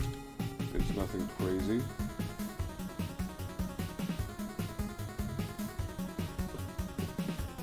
Oh, there goes the Instagram. That's dead. Alright, that's fine. It is what it is. Oh. There you go. Leo, alright. Camera looks great. Thank you, dude. So Leo and Robert, you have 2 profiles? Is the Robert like your streaming profile, or just out of curiosity? But I can look up the model number for you for the camera. Let's see here. It's nothing too crazy. This man, I forget. I should know the name of the model. But this is the Logitech webcam. It is the C920. Yeah, C920. Yes, C920. So I can link that to you on Amazon. Let's see. You know what? It's not available on Amazon currently. There is a upgraded one, which is the C922X. This one has 1080p 30 frames, 720p at 60 frames. So there's that. That might be good for you. Just changed my Facebook name. This is my actual name. Like just now. Oh, okay. Just out of curiosity, what's the reasoning for the change? That's curious. But yeah, let me stream you to the new model. So, funny story, I bought the C920 for a friend of mine, Paul's, because he used to have a stream about a year ago, where I actually got him into streaming because he had never played any of the Resident Evil games, believe it or not. So I was like, dude, you gotta play these games. How about we stream you playing Resident Evil for the first time ever? We did that for about a year. It went through Resident Evil 1, 2, 3, Code Veronica 4, and then Remake a little bit, and then Resident Evil 2 Remake. And that was the camera I bought for him, and when he stopped streaming, he just gave me the camera back. So that's what I've been using to stream Shenmue. But stupid me, again, with the streaming, I'm still very new to it. So I use Restream. Restream allows me to do Twitch, YouTube, and Facebook at the same time, and Steam. And little did I know, for the past couple months, the Facebook streaming was not working. So tonight, I re-logged in to Facebook with my credentials and all that to Restream. Now it works, but for the longest time it wasn't. And I was just streaming to YouTube and Twitch. Silly me. But it is what it is.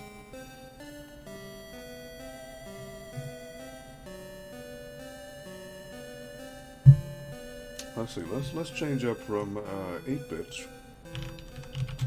Let's do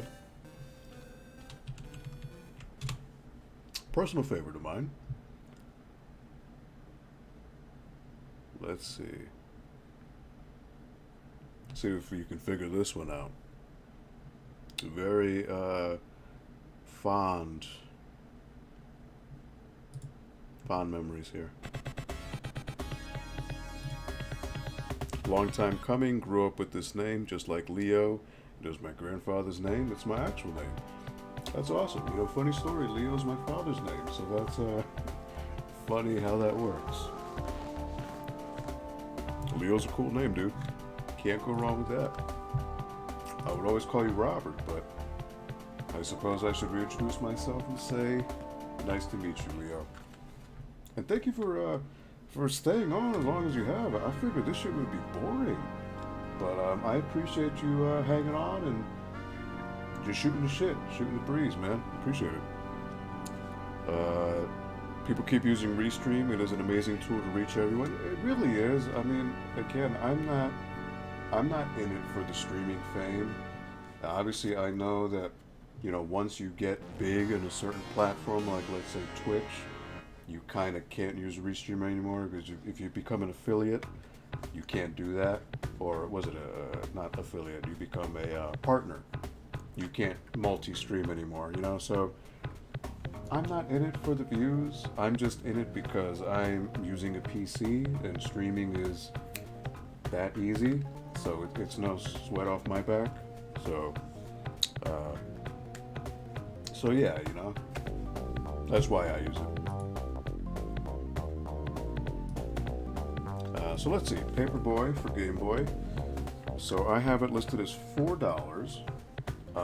According to this, Paperboy sold February 8th, which is, well, it's midnight now, so yesterday, $12.95. Sold for $5. So let's say $12.95 it sold for. That's the most recent. Not boring at all. I have a deep appreciation for anyone that brings games and people together. Thank you, Dale. That's my goal. As much as I will try to nail that point home, you know, Some people may think my event is to make a couple bucks. And, I mean, that's fine. That's fair. That's what a swap meet is on paper. But the thing I really want it to be is to one, get people to the library who, because I mean it's a library, so the first thing you'll think is oh, it's all books and blah and all that. But I can't speak for all libraries, but the library I work at, it's we're trying to incorporate a lot of things that are not just books. So, you know, if this swap meet can open people's eyes and be like, oh, okay, libraries aren't just for old people, maybe I'll stop by and check them out. And that's a win in my book. Absolute win. But yeah, I've been thinking of doing other things like, excuse me, I know Evo is happening in, was it June or July? I would love to maybe host an Evo viewing party at the library. Just little things here and there that I'm ways to incorporate communities that would normally not even consider the library, If Paperboy doesn't sell, I would love to take it off your hands. Deep appreciation to the Paperboy series. All right, awesome. I will keep you in mind, Leo, if it doesn't move. So Paperboy it's a funny thing. So Paperboy, I grew up with it on NES, and the NES version I'm very fond of. Like beating it, got to a point where I knew like the most efficient routes and the houses you need to hit to get double points and all that. And I used to be able to whiz the obstacle courses and get max points for that. I never did play Paperboy on Game Boy. Oh, this is actually one of my favorite songs. So in case you're not aware, I don't know if you can hear it as well as the NES games. Let me know, because this is actually not NES anymore. It's Genesis. So I don't know if you can hear the music as clearly, but this is one of my favorite games of all time. This is Rolling Thunder 2 for the Genesis. It did come out in the arcades, and this is a game that I have a big personal connection with. Growing up, I had a cousin who owned this game, and every time we would visit our cousins, we would always shack up in his room and play a bunch of Genesis, which would be Streets of Rage 2, Altered Beast, Street Fighter 2 Champion Edition, and then Rolling Thunder 2. Which Rolling Thunder 2 is kind of like a spy game. It's a platformer where you're shooting enemies. But man, this game has a lot of memories for me. So had to pop in the soundtrack. It was love this game. Love it to death. Natalie, what's up, Natalie? What's up? Will you go to ALGO? I hope you will. I delivered to a girl named Genesis tonight. No shit. A girl was named Genesis? That's pretty cool. Sega say, can you hear the song? Because I was playing some NES games before, so I don't know if the music is really low now, or if you can still hear it. I can hear it, but it's very low. But apparently the mic is much more sensitive than my ears, so... Max, mucho frío en tu país. Mira, estamos en invierno ahorita, pero realmente no está tan frío. Por ejemplo, hoy, bueno, ahorita es medianoche ahora, que ahora ya es domingo, pero ayer estaba como en 40 y 42, algo así. Sí estaba soplando aire, pero realmente para invierno no es tan frío. Debería ser más frío que eso. She ordered Denny's cinnamon pancakes. Ooh, I bet you were jelly. I can hear it. The Genesis had my favorite sound palette. Nothing can replace it. So, not to get too geeky, Leo. So, the 16-bit wars, they were a very magical time. You were either on Genesis or Super Nintendo, right? I was firmly on Genesis. Super Nintendo was cool, it's fine, but it wasn't for me. Genesis was my thing. And the thing that a lot of people tend to bring up in arguments was that, oh, Genesis music sounded like crap, sounded like a bunch of farts, sounded dirty. Super Nintendo was clean. Depends on the game. Because again, the Genesis had a Yamaha. I'm not going to say the model number because I don't remember the model number, but it was a Yamaha sound chip. Same with the Dreamcast. And with that Yamaha soundboard, you can get some amazing sound out of it. I mean, just listen to anything Yuzo Koshiro did, Freezer H2, Revenge of Shinobi. Listen to even Wolverine Adamantium Rage. Like, you compare that to the Super Nintendo version, the Genesis had a death metal soundtrack, like black metal, like awesome. And then Super Nintendo was like shitty, like hip hop, like it was just like bad. So, you know, the Genesis, when used right, could make for some incredibly robust, lively sound. And Super Nintendo could too, but I found that the Genesis was just a bit more raw. It sounded raw, in a good way. Want to know my favorite phrase in Espanol? Absolutely, Natalie. Let me know.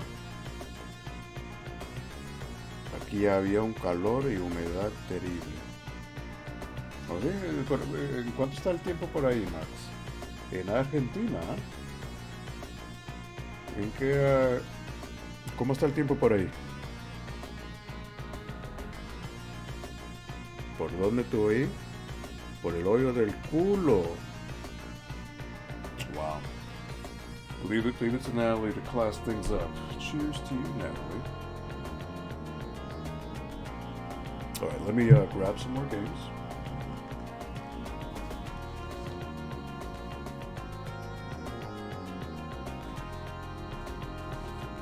Alright, so got some OG Xbox games here. So,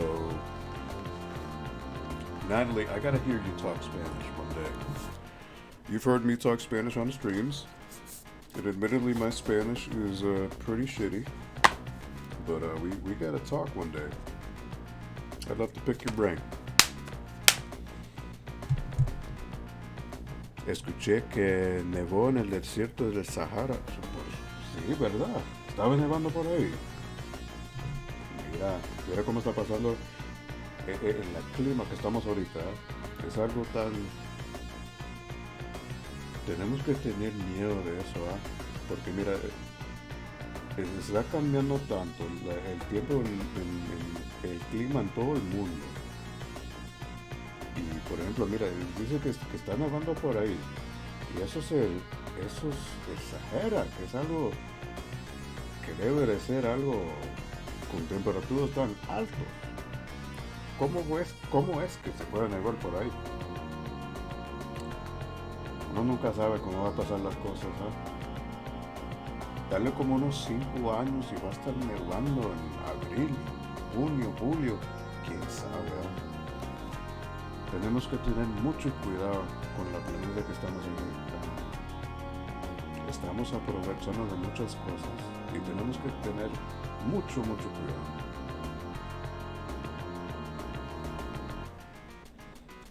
Langrisser, Gauntlet, Arcus Odyssey, Immortal, some of the best soundtracks ever.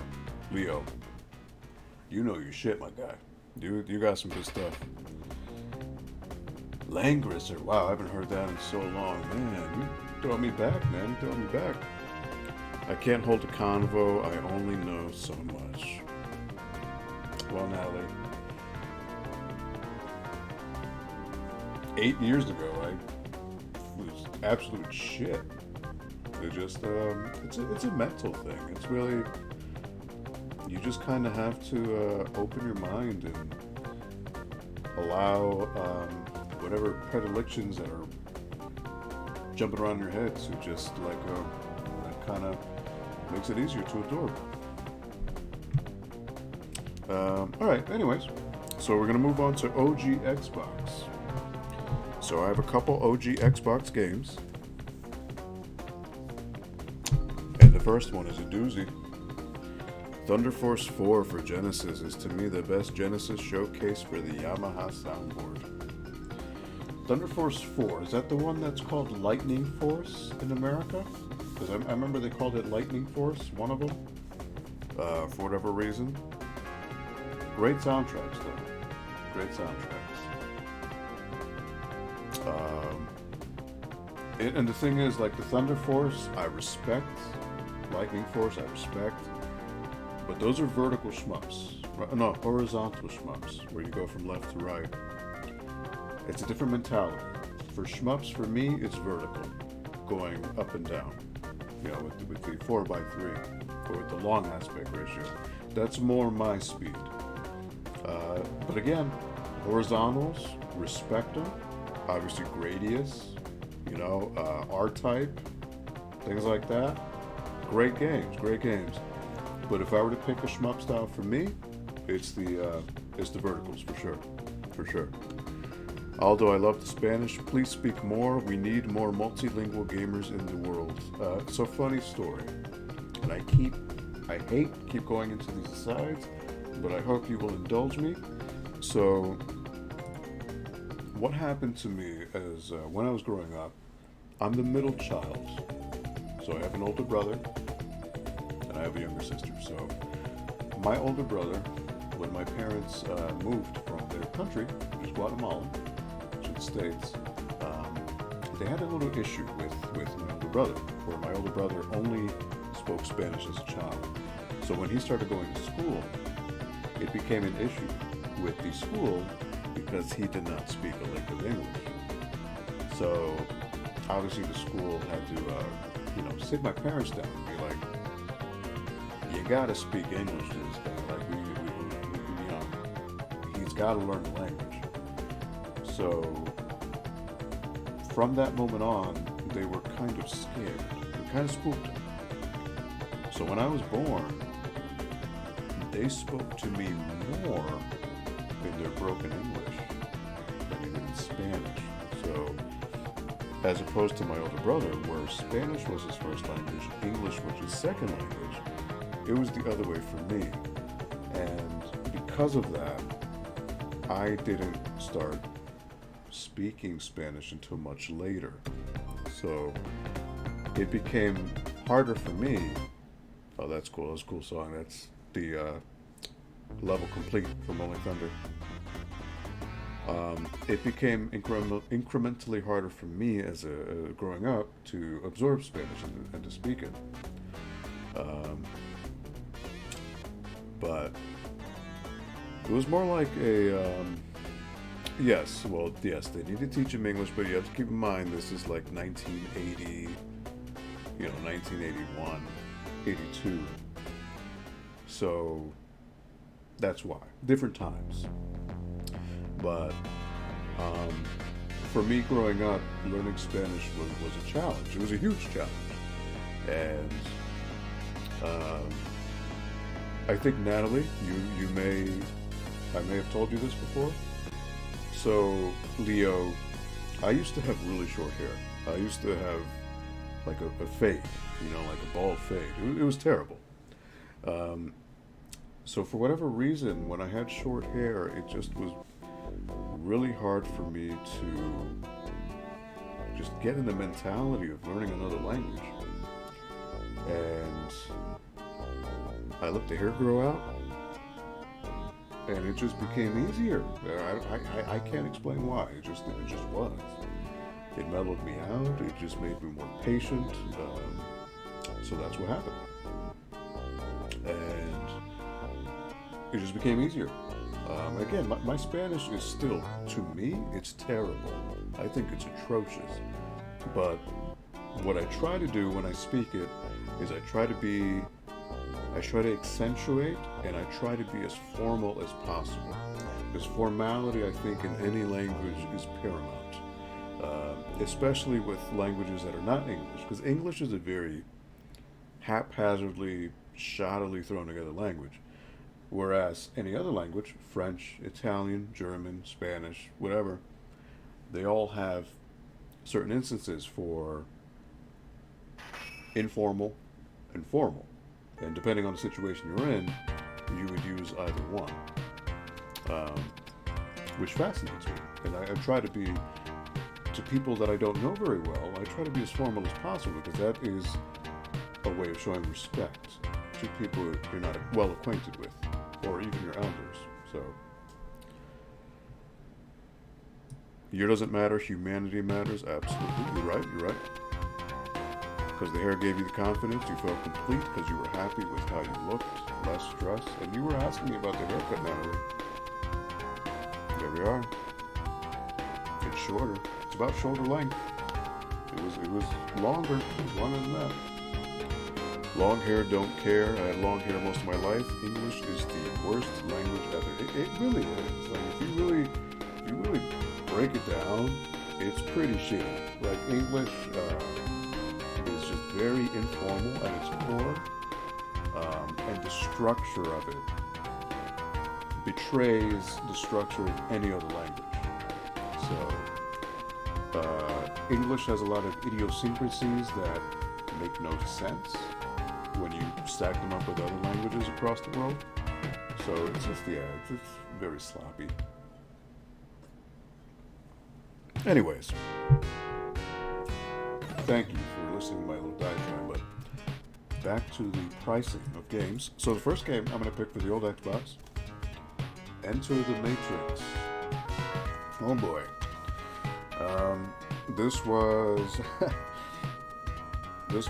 This game had a lot of promise when it came out, and boy, did it not deliver. But that aside, the game still has a lot of charm. But at this point, as much of a Matrix fan as I am, I don't need it. I don't need to hang on to it. The shittiest. So many rules and nuances. Yeah, but see, the thing is, the rules don't fit in any other language. That's the problem. It's just, you get it though. You get it. So let's see. This is the Platinum Hits version. So it's going to be. The funny thing about Platinum Hits, for certain games, you would imagine that, again, the reason why the Platinum Hits were made is it was a re-release of a game at a budget price, but sometimes Platinum Hits versions of a game can be more valuable because, one, they had a shorter production run than the main one, or two, they have fixes or sometimes additional content to a game that the original release did not have. So I originally had this listed at $4. Let's see here. I'm looking at the green box, which I don't have. Platinum Hits sold January 31st for $225 plus $340 shipping, so that's $5, 6, 4, almost $6 with shipping. $4.75. Let's see what else. It's everything else is green label. So I have it for $4. And again, this is such a groundbreaking game. First 1080i in its genre. Is that true? It was a 1080i game? It is. It does say on the back, HD TV 1080i. So, okay. There was a reason to get this if you're a Matrix fan. It did have the cutscenes that the Wachowski brothers did film for this movie. And obviously it gave more story to Niobe and Ghost. Obviously, with subsequent DVD, Blu-ray releases, the Animatrix footage ended up being part of those, so you kind of don't need the game anymore. I mean, the game itself is a buggy mess. It's really rough, but it's fun in a broken way. Max, okay, Max, con cuidado. Gracias por venir. Espero que lo disfrutaste y espero que todo esté bien. que te pases tu fin de semana sin novedad. Y nos vemos la próxima vez, ¿ok? Game sucked ass, but technologically it tried to break a lot. It did. I love Enter the Matrix for Xbox. Man, I wish I could go. I have lots to sell. Natalie, if you make that video, I will play it at ALGO. Just to show people that this ain't just a Connecticut thing. It's coast to coast, baby. Oh, sorry, I thought that was the OG on original Xbox. It was, yeah. This is OG Xbox. So yeah, I think $4 would be fine. So these games are from my personal collection. The Game Boy games, the DS games, the Wonder Boy game. These are games that were given to me or that I acquired over time. So they were varying levels of quality, condition. These are from my personal collection, and I can vouch that these are mint. When I acquired games personally, these are as minty as you could see, as you could expect. Luckily, my mother taught me to be very OCD about things, so these are my personal games. So I definitely take very, very good care of them. So I can, for the price, I can say it's fair because the games are maintained very well. We didn't know different back then. I would give double that easily. Oh, Leo, you're giving me some second thoughts here, my man. Oh, believe me, we have a deal for RE3. It's happening. I just need to make sure I have a day where I'm like insanely hungry and then go get it. You'd be surprised, Natalie. I went to, there's a local burger, well, not burger chain, but it's a restaurant called Dutch's here in Connecticut. And last night I had their version of the Impossible Burger, which is like the plant-based meat. It's called the Beyond Burger. It was actually pretty good. I'm not gonna lie. Burger King Impossible Whopper tastes like shit, but the Dutch's Beyond Burger was good. I'll give them that.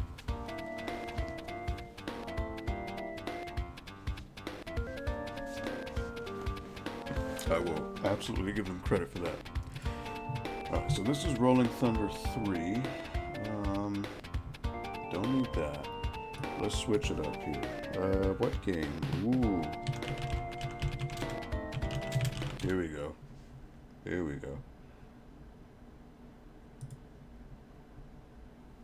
We're switching it up to Neo Geo. Oh no, Aldo, no vegan food.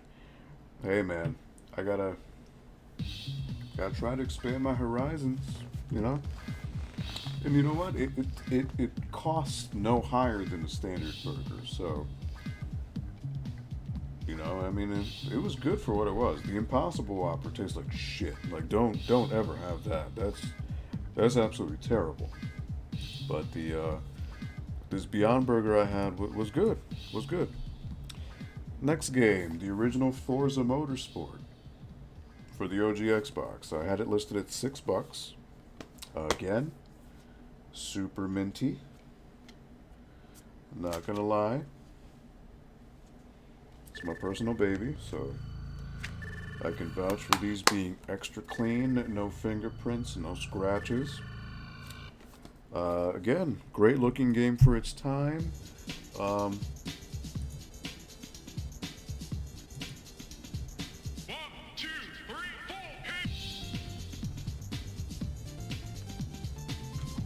Love this soundtrack. It's very house music. This was Viewpoint, which was an isometric shmup game for the Neo Geo. Came out for the Genesis too, but in Neo Geo it had this, which was like 90s house music, which was awesome. Vegan food is amazing. I can't stand vegans, but the food is amazing, but gives me crazy dark farts. Man, I thought it was just me when I had to rip ass. after it, but I guess that makes sense. Forza Motorsport. You know what game was really awesome? A racing game for the OG Xbox? The original Project Gotham Racing. That was cool. I preferred that over Forza. Do you plan on selling this like you shipping them? So right now, Natalie, these are all games that I'm pricing specifically for ALGO. The hope is that I can move the vast majority of them at ALGO. If not, I will then put them on Facebook and sell them that way. But we'll see. We'll see what moves at ALGO. But yeah, I'm certainly, I can ship things out. That's not a problem. Alright, so let's see. Forza Motorsport, OG Xbox, complete. Sold yesterday for $7.99. And this was actually the re-release that had the Xbox Live Arcade demo disc in it. This is not. This is the original launch copy. So that one was going for, let's see, $7.99.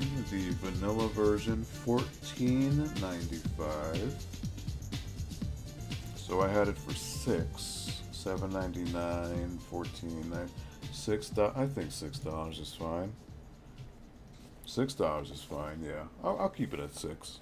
No reason to change it. I love PGR1. PGR1 was awesome. I mean, the really cool thing about PGR1 was the fact that, and this was something that the OG Xbox games did, where you can do custom soundtracks. So obviously you could rip music CDs under the hard drive and then play them, which really worked with Project Gotham. But the cool thing about Project Gotham was the radio stations. Like you had the DJs, like what was her name? Angie Martinez. She would do like a couple intros for each stage. That was really cool. Project Gotham, so damn good, yeah.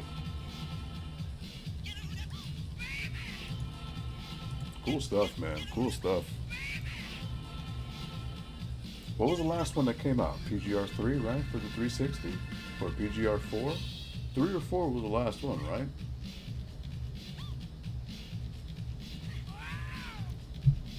It's a shame. They were such good games. Alright, so the next game. This one's sealed. Hitman 2. Silent Assassin. This I have on PC now, so I don't need it on Xbox. But this is sealed. This is Platinum Hits, sealed. This is such an amazing game. This was so good. Man, a lot of memories with this game. Soundtrack was from Jesper Kidd. A really amazing soundtrack. The theme song to this game is so good, so good. This was awesome. But since I have it on PC now, I do need to part with it. But this is unopened, never opened. So I'm going to see how much. I had it listed at 15. I'm going to see how much it goes for. Hitman 2, Silent Assassin. It says green label, Platinum Hits. That's not sealed though. Let's see, seals. Factory sealed. Hitman 2, PC, GameCube. Alright, let me, Xbox.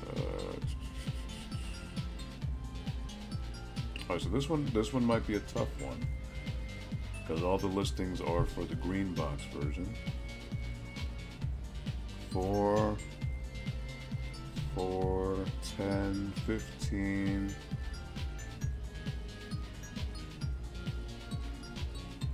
25. Alright, so 15. I'm gonna keep it at 15. Because one, this is the Platinum Hits version, so it's gonna be a little bit less than the green box variant. Got these, obviously, seal of authenticity. Again, never opened. I'm gonna keep it at 15.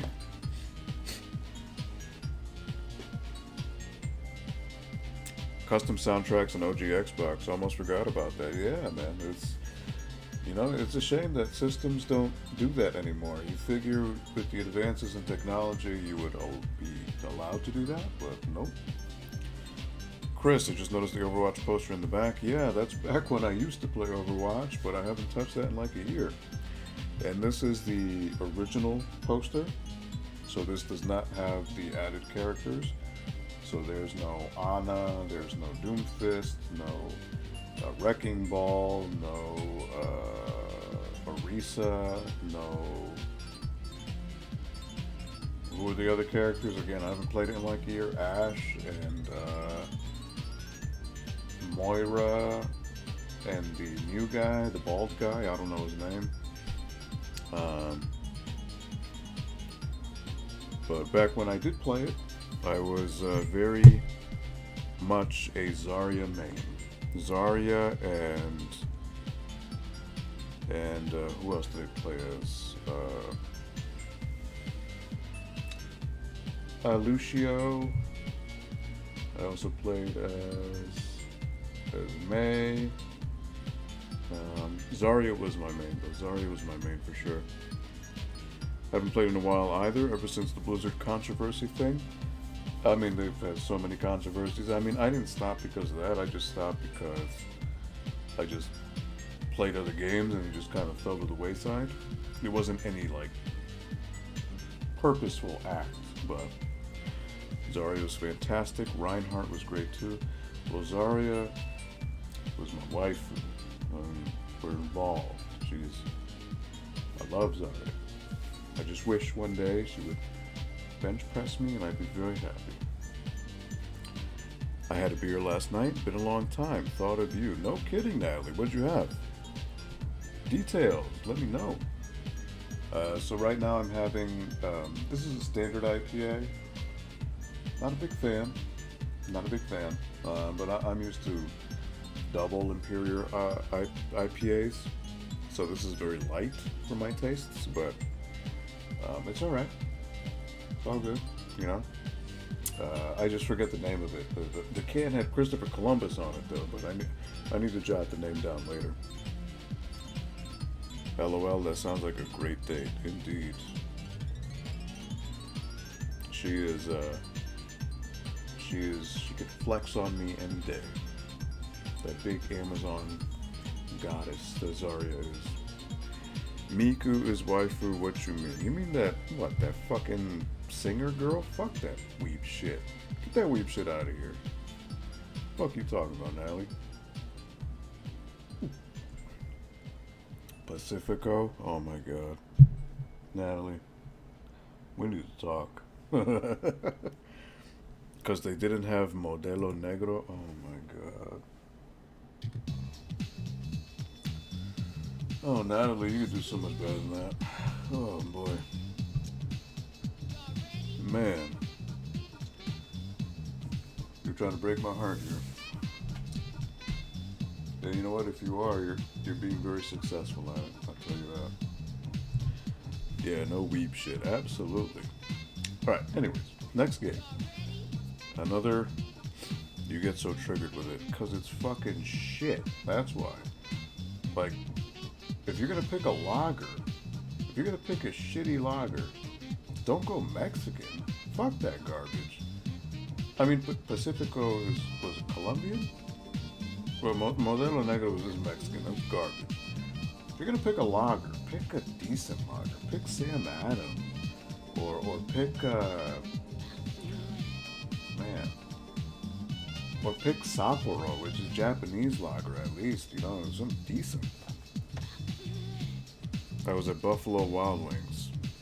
They have Sam Adams. You could have gotten Sam Adams Boston Lager. You could have got the Winter Lager. You fucked up. Anyways, next game. Max Payne. Great game. Goes without saying, this is Rockstar at their prime. Now, not Rockstar. Rockstar published. Remedy is the one who developed it. Remedy, you may know, is the guys who do Alan Wake And Remedy also did, what did they do for the Xbox One? And Quantum Break, right? I think they did that. But Max Payne, great game. So I had it for $4. So Max Payne. This is not sealed. This is the Platinum Hits. So let's see. Max Payne 2, Max Payne 1, $6.99.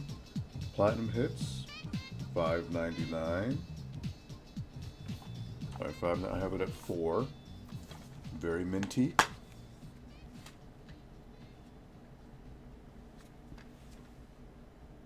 Comes complete. So I think $4 is fair.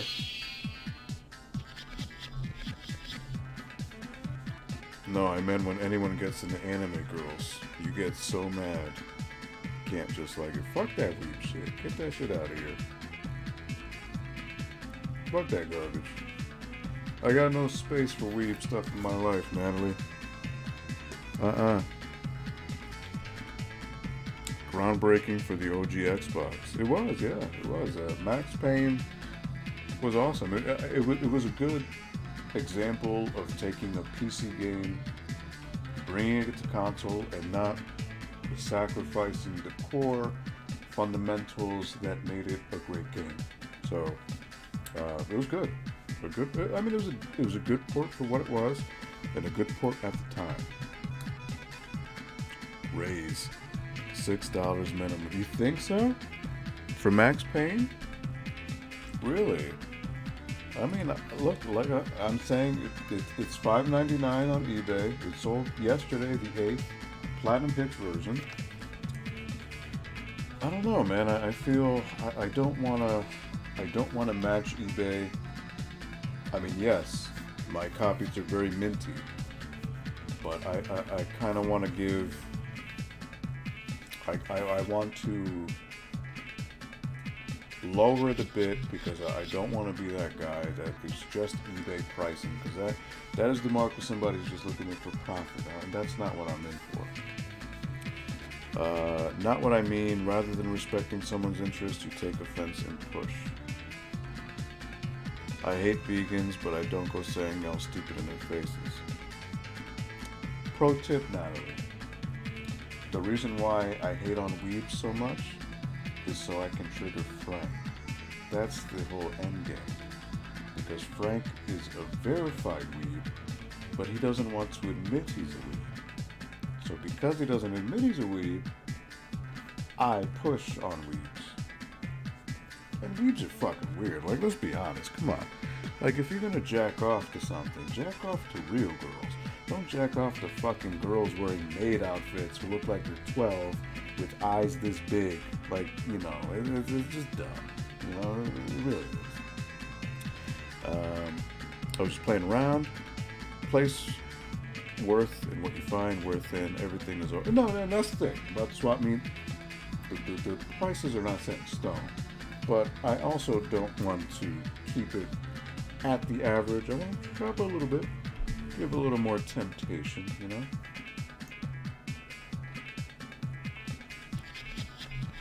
Oh, I'm weeb, I'll admit it, no doubt. Oh, snap, Natalie. Revelations abound tonight.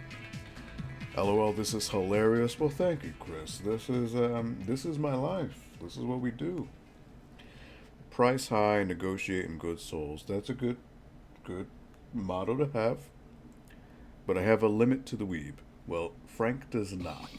If you look at his PSN, he's got fucking games that you can't even pronounce. Like, that's super weeb.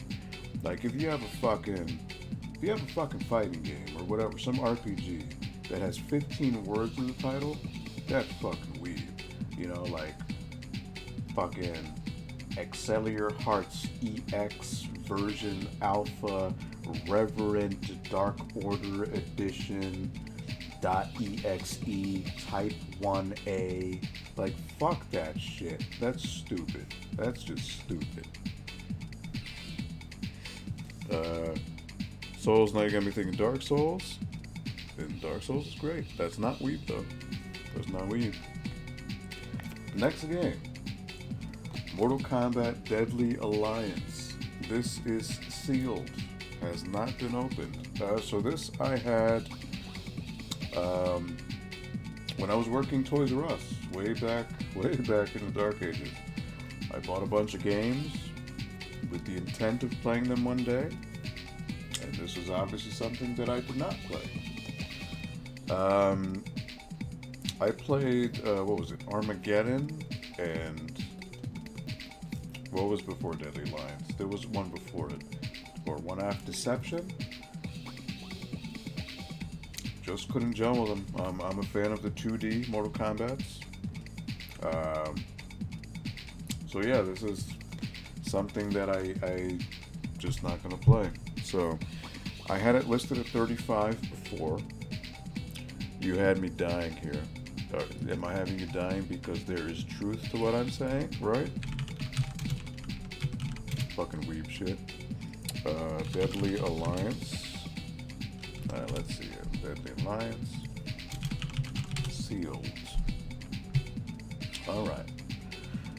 Platinum Hits version. $15.99. Alright, that's Platinum Hits, not mine. Green Label. $51. $51.75. That's where coming from the UK.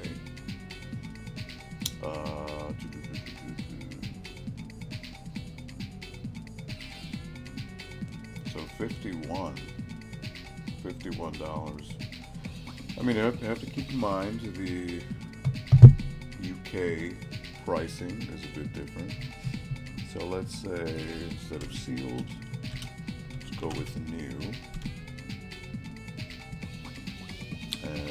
Let's see, complete, not complete. This is new. This is brand new. There actually isn't a listing for a sealed copy of Deadly Alliance, surprisingly enough. So I had it listed at 35.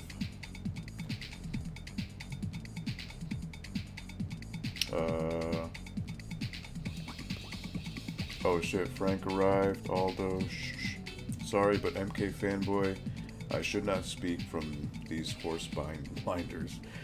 Weeb stuff, huh? Better bring out sauce. Damn right. Alright, Robert. Or Leo, I'm sorry. So I'm a fan of MK1, 2, 3, Trilogy, and even 4. But the new stuff, I just couldn't get into. It just wasn't, it's like a mental disconnect. It didn't work. 40, I have it at 35. It's sealed. Do you think 40? Yeah?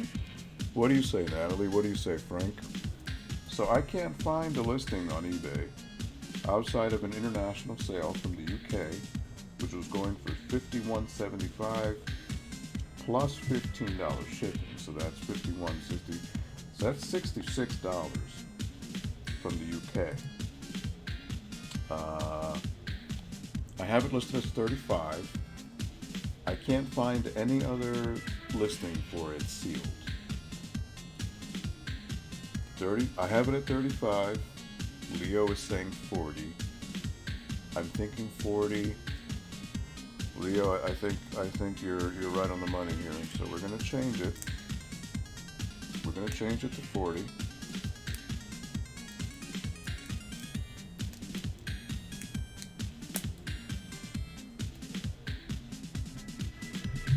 Feel you, man. 2D is the shit. You can get $40. Ultimate MK3 was my personal fave. Oh man. Leo. My man Frank here can vouch. To my left, which I think is your right, I actually have the arcade 1-up Mortal Kombat machine, which has Mortal Kombat 1, 2, and Ultimate MK3 in there. So it's literally right next to me. And I have that in my home, which is really, really cool. Long story short, I helped a friend work a booth at a retro expo last year, And he was very, very thankful. And he was like, yeah, I gotta get you back, man. I gotta get you back for helping me out. And this asshole bought me the arcade 1-up Mortal Kombat cabinet. So, pretty damn awesome. Yeah. Really though, I'm about to do the most weeb thing to date though, and because Frank's here, I'll announce it. I'm going to see Miku in concert in April. Holy shit, man, that is fucking weeb. God damn. You're gonna see a fucking hologram? Man. That's fucking weeb. That's like mega weeb. That's ultra weeb. Holy shit. Well, I'm gonna chalk it up to being in California. That's must be a Cali thing, I hope. Something in the air. Do 40. I did 40. I did change it to 40. So I will open the negotiations. We'll see. All MK is good. I as much as I tried with the 3D ones with 9, 10, I mean they're fine, but they're just super slow. It's just like I just can't. It's a mental disconnect between the classic games. While I love MK11, Raiden handles weird to me. My favorite MK is 2. So let me show you guys. I'm gonna take the camera. Frank, I've been dubbed. I believe it's in Chicago and Jersey. I know people are going. No kidding. So Leo, let me show you real quick. I don't know if you can see.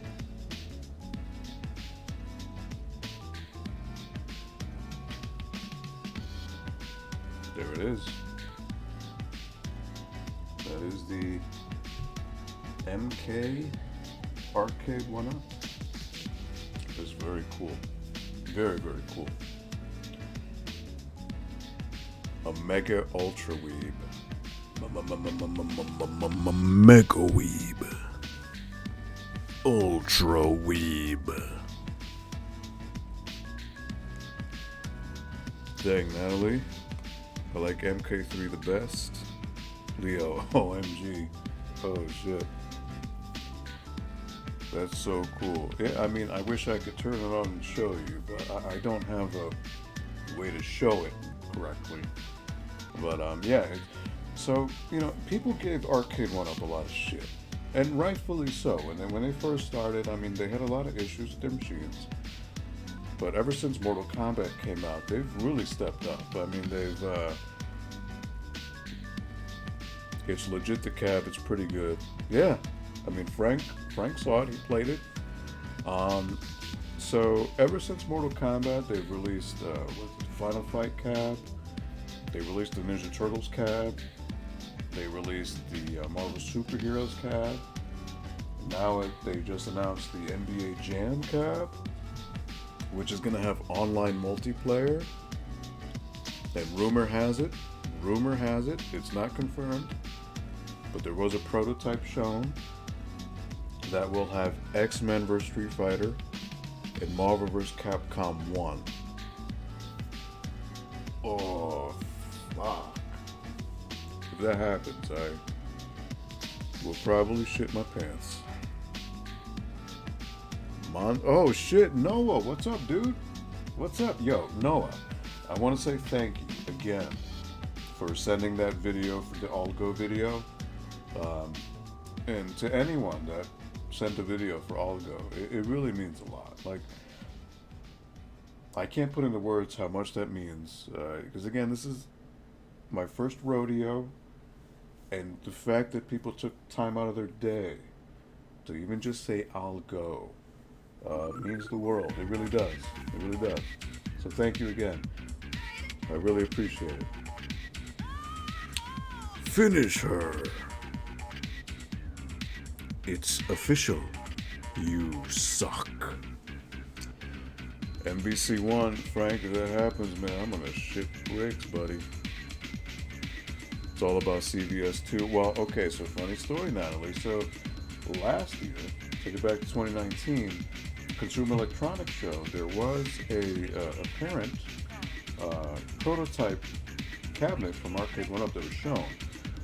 So they had a sit-down cocktail cab, and this prototype cab had 12 games in it. It was Street Fighter Alpha 1, 2, 3, Darkstalkers, CVS 1, Street Fighter 2 Super Turbo, Children of the Atom, and some other Final Fight, Strider, and something else. So obviously in the time that has passed, we have seen Strider, we've seen Final Fight, we've seen Children of the Atom, none of the Alpha games, we've seen Super Turbo. So they did have CVS 1, it was a prototype cab, so it could happen. If that happens, ooh boy. Oh, that'd be some shit. Can't wait for next weekend, and no problem, dude. My pleasure. No, thank you again, Noah. That means a lot. And your video was awesome, dude. It makes me laugh just thinking about what you said. But yeah, dude. So since you're here, ALGO is going to start at 2 o'clock. But for those of you who have a table, like yourself, actually, no, you didn't get a table, right? You didn't get a table. But you, even so, you're more than welcome to come in 1:30. And this may change because I'm looking to set up the night before. That'd be ideal. That way I come in Saturday around noon, just make sure everything's fine. And if that's the case, I will let people in at 1, and maybe we can start it earlier to get like another hour out of it. Well, we'll see. We'll play it by ear. Of course, I'll support you, man, Frank. It means a lot. I hope you understand that all the shit I talk, it's all in good fun, just ribbing. But at the end of the day, the fact that you posted a video for ALGO, the fact that you hung out with me during the video, means a lot. It means a lot. Especially, I just want to make sure that everything runs smooth. I hope everyone's happy. I hope everyone has fun. That's the idea. That's the main goal. Leo, dude, you are a pro. Stop. CVS 1 cab would be sick. Oh yeah. CVS 1 and 2 cab? Oh, fuck. CVS 2 is also best on Sega hardware. Anyone who says otherwise can fight me. Natalie, I agree.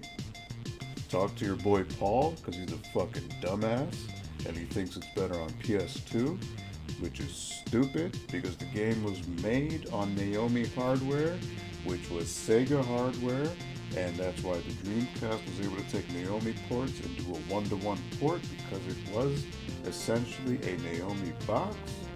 But he's a fucking idiot. But you know, whatever. Of course, man, it's fun to talk shit. It means we're friends. Absolutely. I'm glad to hear you know that. And it's never personal. We just talk shit. That's what we do. Yeah, next game. Ghost Recon Island Thunder. So this was a great game. This was an expansion to the original Ghost Recon on the Xbox. Known for the multiplayer. And this, man, I put in a fuck ton of time on this. Very fun, but obviously Xbox Live is dead.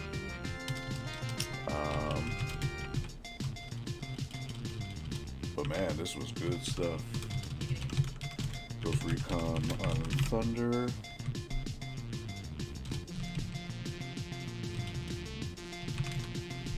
And this is not sealed. Alright, so Platinum Hits, this is the green box. Let's see, green box. $4.94. Oh, not sealed. $4.99 for $8. I have it at 4. I think 4 seems fine. Yeah, 4 seems fair. This has the manual, registration card, as well as the advertisement for 13. You remember that game? First person shooter that was cell shaded, which I think they announced they were doing a remaster for it, right? On PS4. So that's cool. Made on Naomi, absolutely. Naomi, Dreamcast, baby. Greatest system of all time. Island Thunder, yeah, Natalie. Ghost Recon Takes Me Back, yeah, man. Good days, good times, man. It really was good stuff. And really cool thing, again, maybe only nerds like us would appreciate it. Look at that old school Ubisoft logo, huh? That's the good stuff. That's cool. 13 was cool. 4 is fair. I think 4 is fair. Again, it's minty. It's complete. No dings on the box. I think 4 is fair. Alright. Last OG Xbox game. I wonder why I bought it, but I'm pretty sure it was just dirt cheap when I was working at Toys R Us. Why you would ever buy this on console, though, is beyond me. Unreal Championship on the OG Xbox. So one of the Xbox Live enabled games. Obviously it's complete, has the manual. Also has the registration card.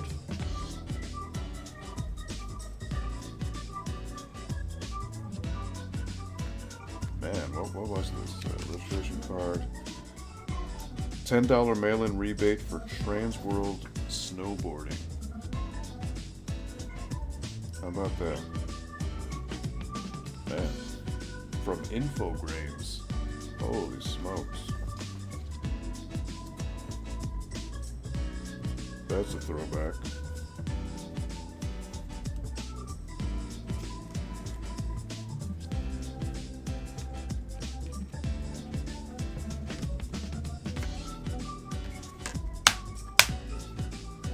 Sorry if the snap was too loud, sorry. I bought that for Xbox. It was great on Xbox. I mean, for console, yeah, but man, if you had a PC, woo, forget it. Give them a taste. You're right, Leo. You're right. It was a taste for sure. Alright, so let's see. Unreal Championship. So I had it listed at $4. I did have number 2. I did end up selling that though, so I don't have that anymore. Unreal Championship sold yesterday for $4, $6. That was the 5th of February. Alright, so between $4 and $6. I have it at 4. It's it's minty. So the question is, do I keep it at 4 or do I bump it up to 5? It's between $4 and $6 is what it goes for.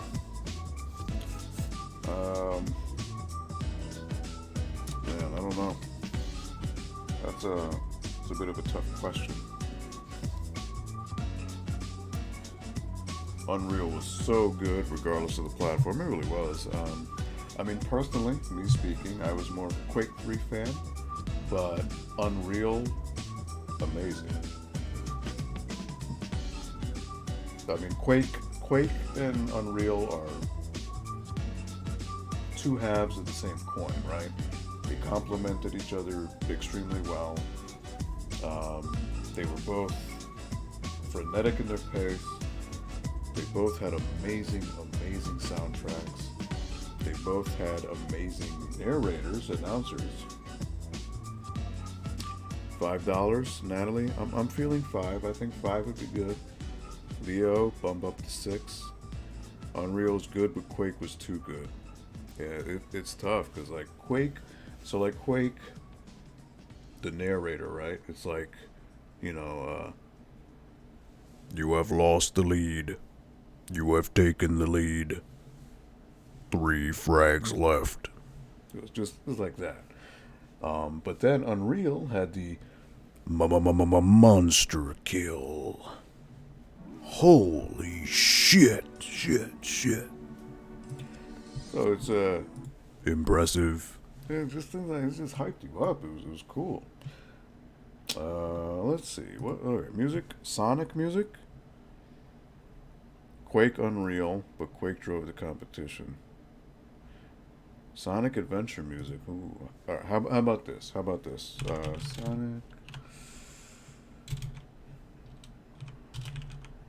Yeah, here we go.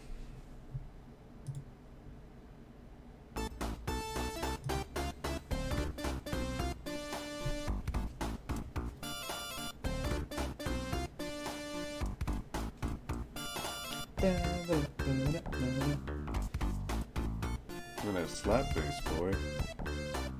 Ooh. I know, Leo, right? Isn't it amazing how, like, these FPS games, just with that simple narrator, hyped you up so much? Now, you just don't get that anymore. You really don't. It's crazy. Like, you know, they could say that we're old people now, but it really is. Like, it's just something so simple as a narrator. Just being so epic. It really changed the whole dynamic of everything.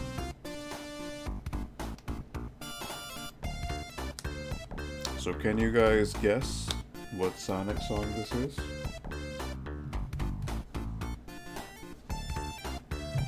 You'll be very happy if you know what it is.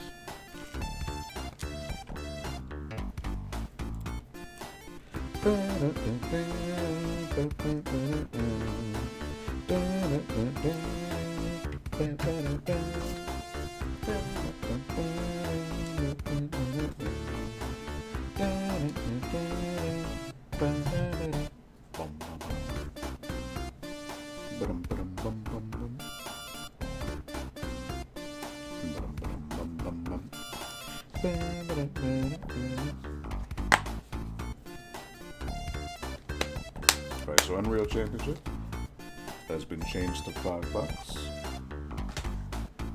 Thank you, Natalie, Leo, Frank, for all of your input and pricing and everything. It means a lot, it really does. It really does.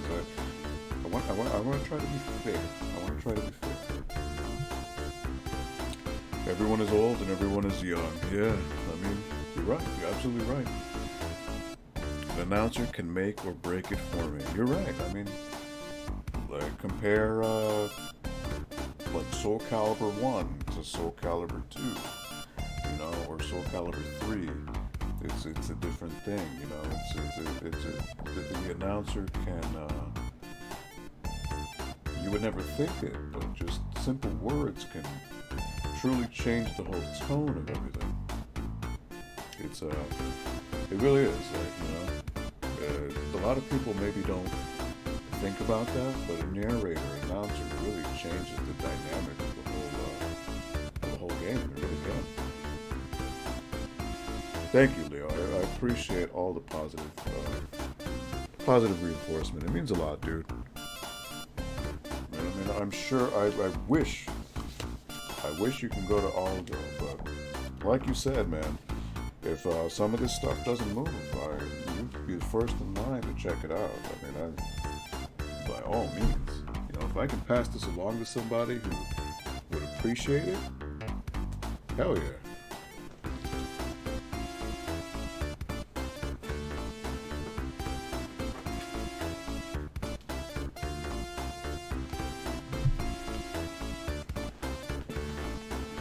Let's switch it up now because this was an extended cut. So let's see. How about this? How about this one, Natalie? Let's see. What are my favorite songs from a Sonic game? Let's see here if I can find it. Hopefully I can find it.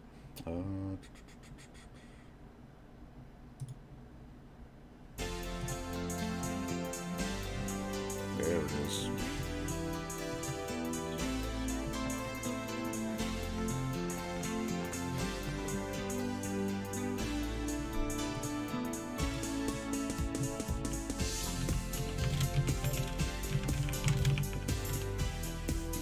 One of my personal favorites from a Sonic game.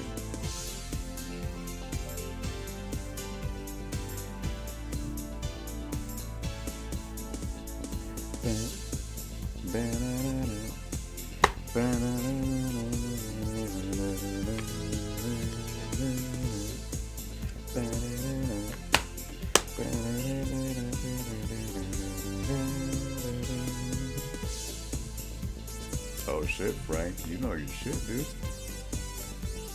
So this was the, this is not the Sonic version, but this is the one that plays when you're Knuckles. Because remember how Speed Highway starts at night, but then it goes into daytime with Knuckles, I think? I don't remember if it does with Sonic, but I remember with Knuckles in particular. But this is the one that plays during the day. Which, if you're a discerning eye, the song sounds like Donna Summer. Because I don't know if someone brought them to court, but the chorus sounds like I Will Survive, which you'll hear. I don't know if it'll go back to it. I think this might be too late, but sounds like I Will Survive. You know, it's just very funny.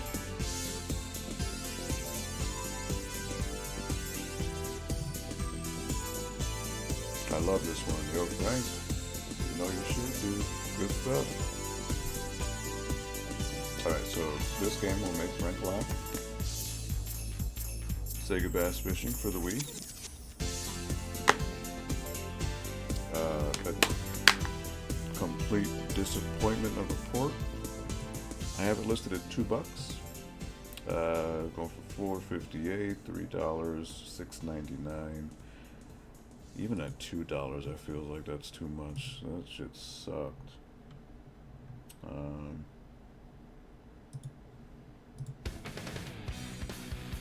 I'm gonna keep it at 2, because this game fucking sucks. This absolute terrible letdown of a port compared to the Dreamcast.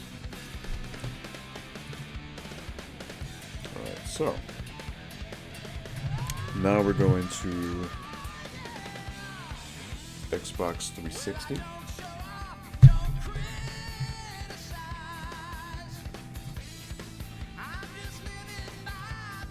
This is one of my favorite songs from Sonic as well.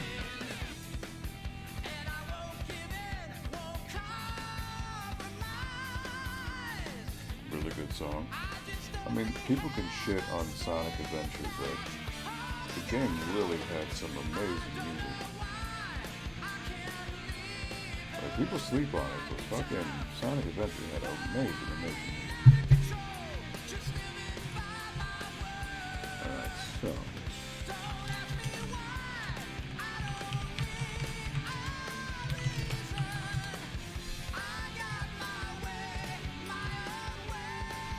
next game, or actually first game for the 360 would be John Woo's Stranglehold, which was a pretty good Max Payne clone for the time, and you know, the unofficial, well not unofficial, but official sequel to the Chow Yun-Fat movies Hard Boiled. So pretty cool stuff. This was I don't know if it was a day one. No, it wasn't day one Xbox 360, but it was within the first year of the Xbox 360. It did come out. So Stranglehold, I have it listed as $3. Let's see, sold January 20th, $324, $7.99, $6.50.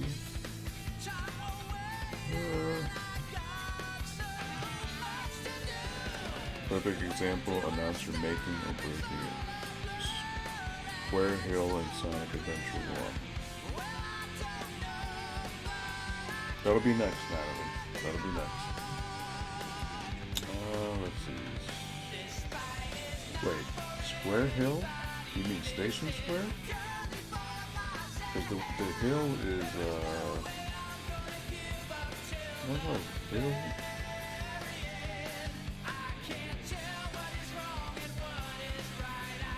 Windy Hill. That was Windy Hill. That was the one with the tornado, right?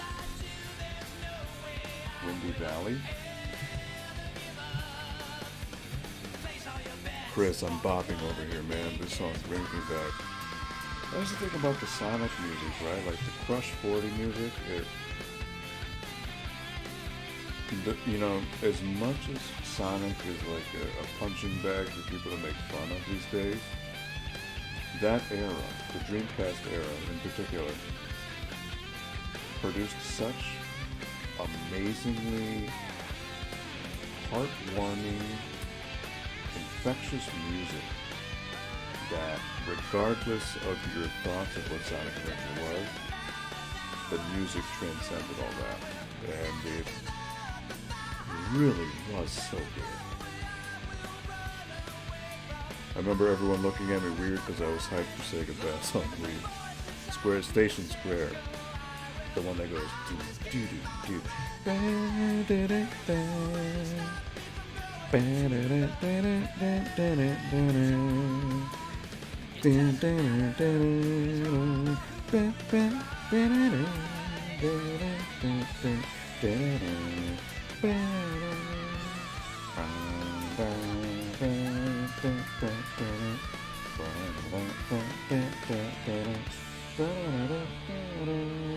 Oh yeah, rock, man.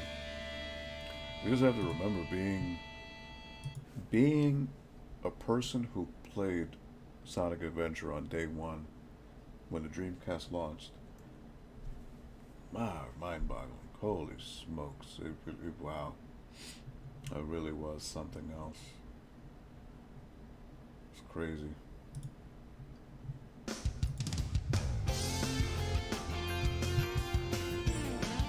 So much nostalgia. So much nostalgia. Oh man, it really was. I love Dreamcast beyond words. All right, so I guess $3 would be fine for Stranglehold. Next game is a game that I love very near and dear.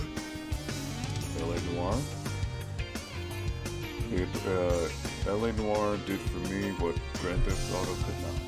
And Grand Theft Auto was, yes, it had a big world, but a lot of that world was just empty and devoid of life and detail. And LA Noire was brimming with personality and attention to detail in ways that Grand Theft Auto could only aspire or hope to be. Natalie, yes. Dude, Emerald Coast Day One. I wish I could relive it. Yeah, you're like, try to go back to as a kid, and you see that scene where Sonic is running against the Orca. Come on, man, that was. Like, you go from PlayStation 1 and N64 and Saturn to that, man, I've no other console generation since has had such a profound jump in fidelity than 32-bit to technically 128-bit for the Dreamcast. Man. I wish I could go back to that. I wish I could experience Soul Calibur the first time again. I wish I could experience Power Stone for the first time again. I wish I could experience Shed Move for the first time again. Luckily we were able to live that. Luckily. Sega Swirl. Ooh, the puzzle game? That was a cool song. That was a cool song. Oh shit, you got me now, Natalie. Here we go.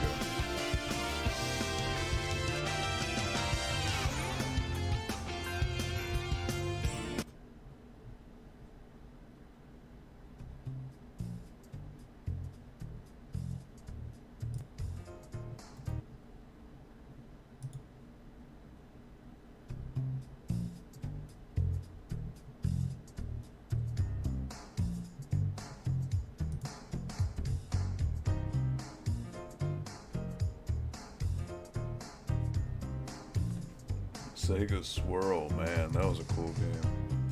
That puzzle game, yeah.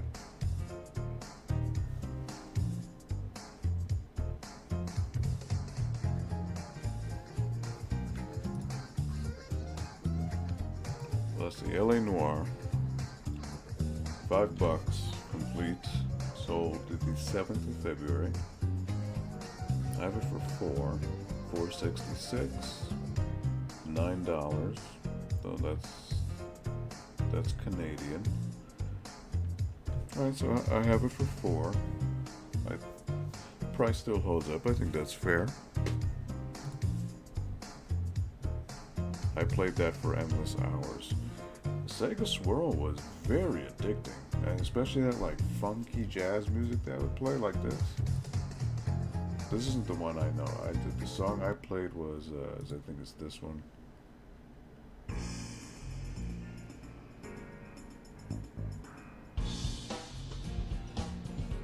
Yeah.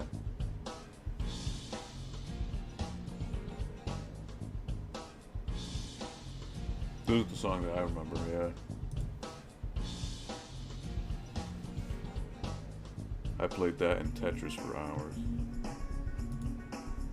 So funny story, Sega Swirl was actually made by one guy. And he released it on Dreamcast because it was a computer game first.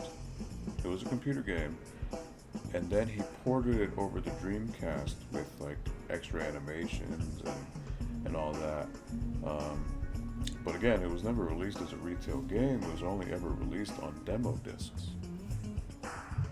But there was a PC version, updated later on, that had online play. So you could actually play against other people online. I wish I could do that. That would have been cool. So next is going to be the double pack of Marvel Ultimate Alliance and Forza Motorsport 2. So this was the copy that came with my Xbox, because it was a bundle pack.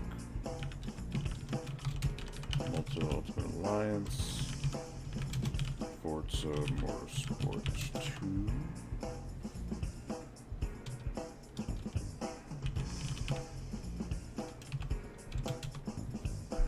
Let's see, $6.99, $7.95, $8.99.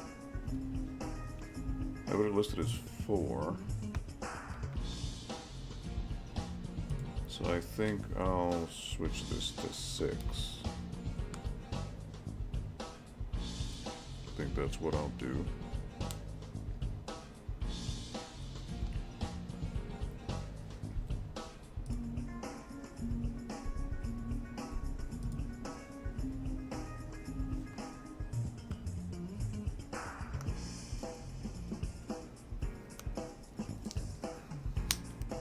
We switch to the third song.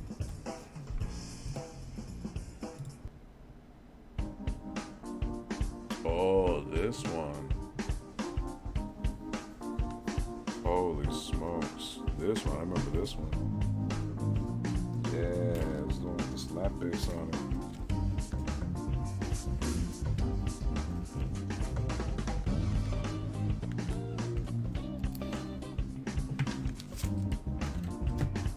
Sega Swirl had some good fucking music. Funny story, out of all the games Paul has, the game that me and Aldo had the most enjoyment out was a pinball game. Oh, you mean for PS2? Yeah, that was a Flipnic Ultimate Pinball. That game was badass, man.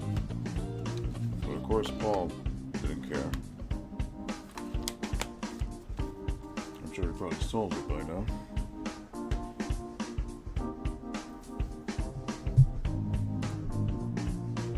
Alright, so next game is a sealed game, which is Soul Calibur 4. Never opened. So I had it listed as 20. Let's see, seal. $7.99. That's platinum hits. $16. 20. 15.74.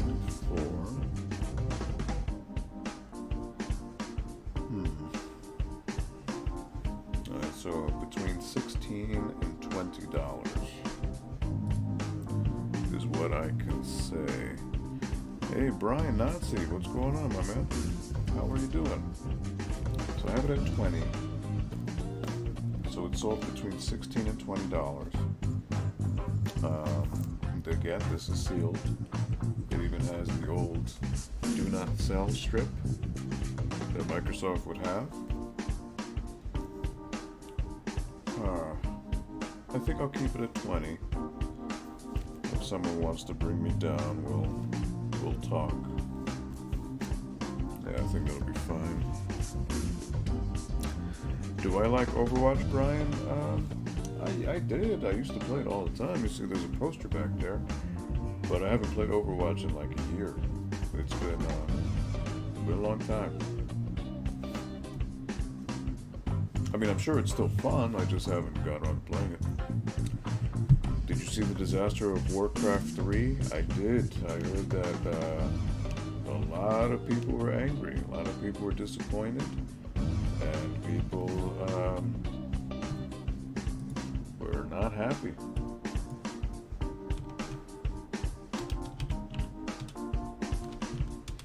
Alright, here we go. We're going to change it up here. Let's see.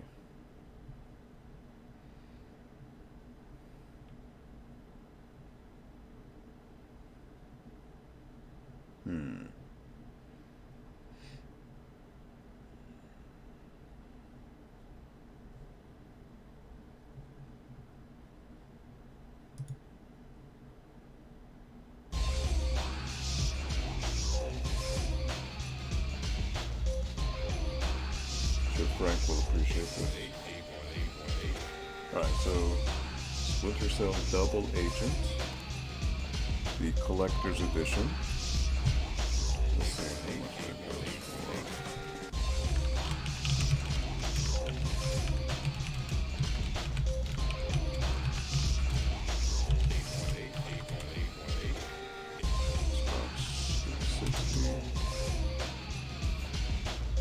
Sold for $8.97, $11.70, $12. Wow.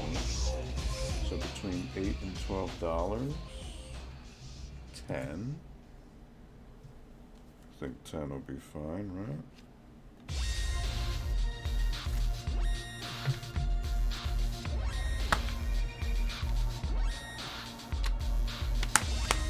Am I selling? Yes, Brian. I am. So right now I'm pricing things out for an event I have next Saturday, which is called ALGO. It's a swap meet I'm doing. So I am pricing things out that I'll be selling there.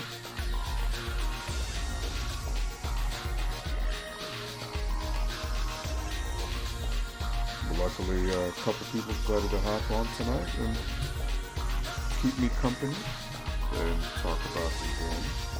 So that's really cool. So let's see, I'm going to sell that for 10.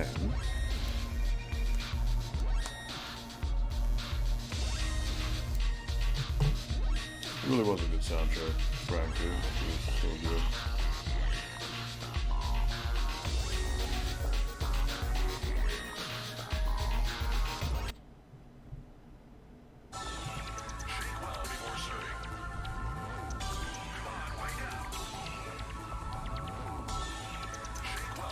As good as CBS 2 is,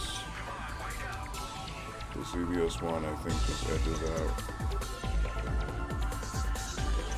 Presentation wise, music wise, I think it beats number 2.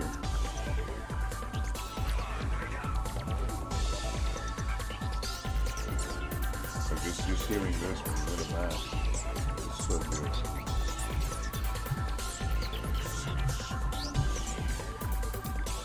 So good. Alright, so continue with the Splinter Cell. Next one is Addiction.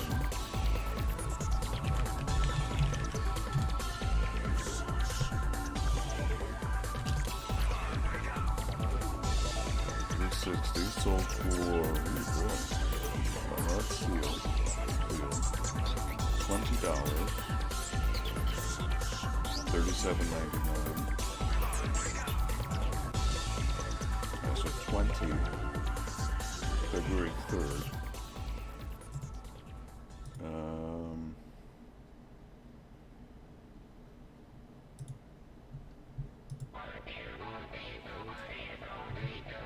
Okay, so 20 bucks. And again, this is complete. It's the steel book and the art book in there. Comes with everything. I had it at 15. Now it does have, unfortunately, I did let a friend borrow it. There's a crack here. So 20. I have it at 15. And I think because of this, I will keep it at 15. Because that is a blemish. Alright, Natalie, thank you so much for stopping by. Thank you so much for chatting and hanging out. I really do appreciate it. And I hope that, at the very least, maybe somewhere in California, you can find something similar to ALGO, like a swap meet. With the Retro Games Plus up in Huntington Beach, they do a swap meet. I don't know what month it'll be this year, but I would look it up. Man, the music makes you feel like you're in an arcade. Yeah, it really does. It really does.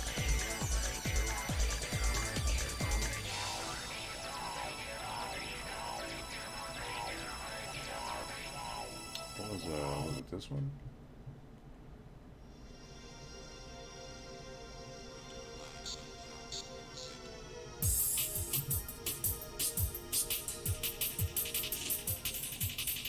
I like how, Frank, you're commenting on both YouTube and Facebook. That's multitasking brought to the next stage.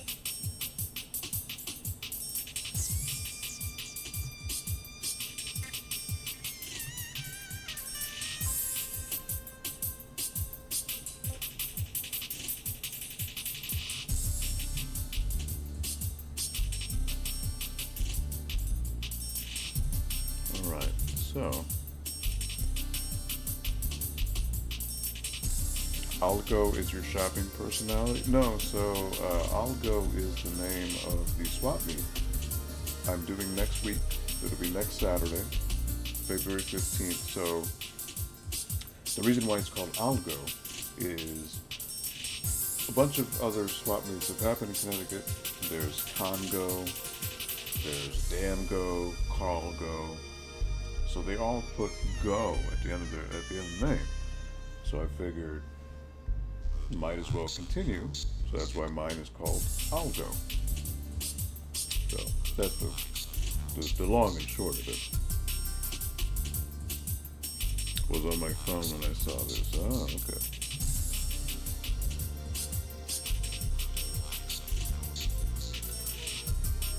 There you go. この程度じゃ動じないか。本気で行くぜ。 Round 1, fight. そらよ。 Round 1, fight.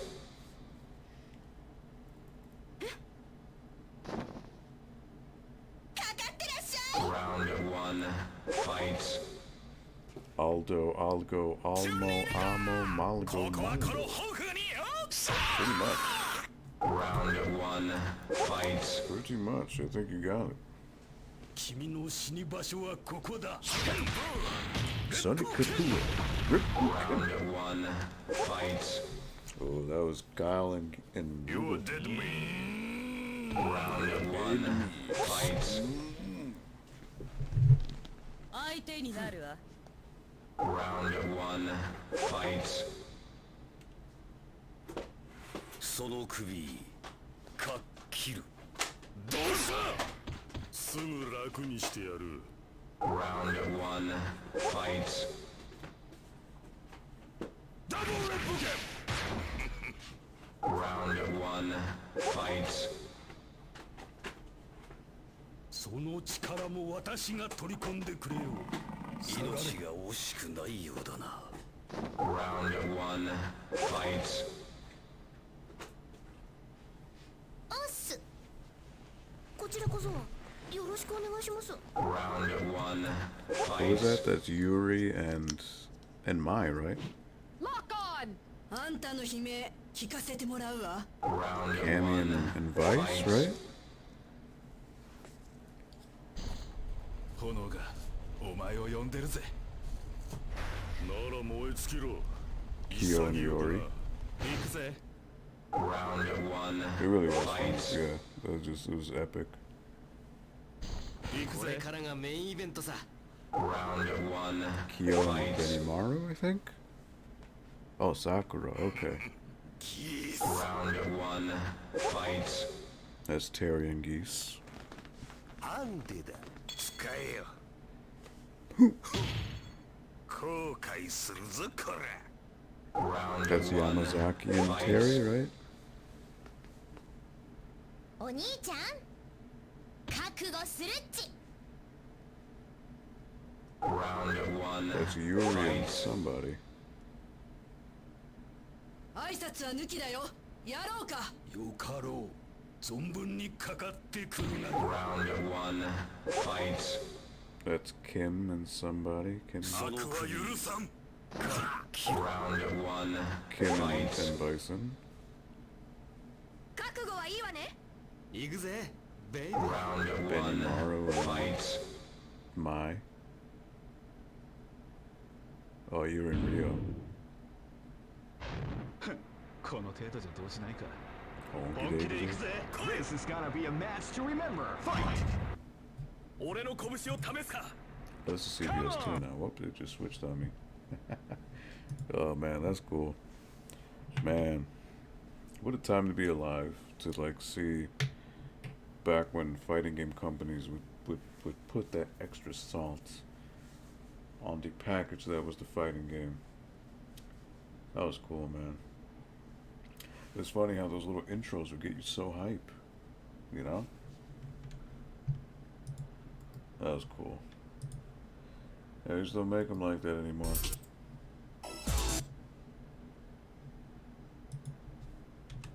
They don't.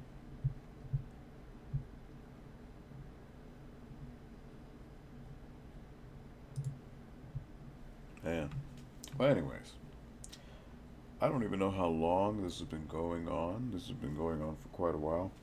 But I have priced out everything I think I need. There may be a couple, well, the Wii U I need to unhook and price that. I'll probably do that tomorrow. But other than that, it's almost 2 in the morning. It's 1:45. So thank you to all of you who decided to stop on by tonight. I appreciate it. And just as a final reminder, ALGO happens this next Saturday, February 15th, right after Valentine's Day, from 2 to 5 p.m. at the Norwalk Public Library, located at 1 Belden Avenue. So I think I hope it'll be a great time. I hope people have fun. I hope people make some new friends. I hope people make some money. And the plan is, if it's successful, I can do it every couple months. And Frank, actually, since you're here, I was tossing around the idea maybe do like an Evo viewing party at the library. That's in what, June or July? You'll see. I mean, you've seen the projector. I think it'd be cool to maybe do like a Evo viewing thing with the projector. but we'll have to see what days that falls on, and also if there's anything else that conflicts or anything that's booked at the auditorium at the time. But obviously, since Marvel vs. Capcom 2 is coming back, and Tekken and Fighter Z and all that, I thought it might be cool to maybe do a viewing party at the library. June, right? So I don't know. I don't know if people would even be interested in that. But that was something I was thinking. Maybe. So I'll go to Algo. That's right. Aldo like Algo. You're right. That's right too. Algo Araujo. I might as well. I might have to legally change my name to Algo. So, but yeah, I'll ask around at Algo and see if people are even interested in that. If they're interested in maybe doing that, to do a viewing party. I mean, do you think that'd be a good idea? To do like a. The thing is, what times? That's the thing I have to look at too. What times the tournaments are going on and all that. But do you think that'd be a cool idea to just hang out, sit down, and watch on a big projector screen the tournaments? Just a wild idea I had in my head. Sounds fun. We could talk more about it. All right, cool, cool. But yeah, thank you to everyone who hopped on, and for all of you who took the time to humor me and chat and hang out, listen to some music, and price some games out. It means a lot. And thank you. This isn't something that I normally do, but Algo was, or is, very important to me. And I want to try to spread it out to as many people as possible. So thank you for all of you who watched. Have a wonderful rest of your weekend. Take care. And just for Frank, I'm going to say it. Remember that only you can prevent forest fires. Be smart. Don't light those matches in the forest. That's bad. Don't do that. So peace out. Good night. And I will catch you later. Peace.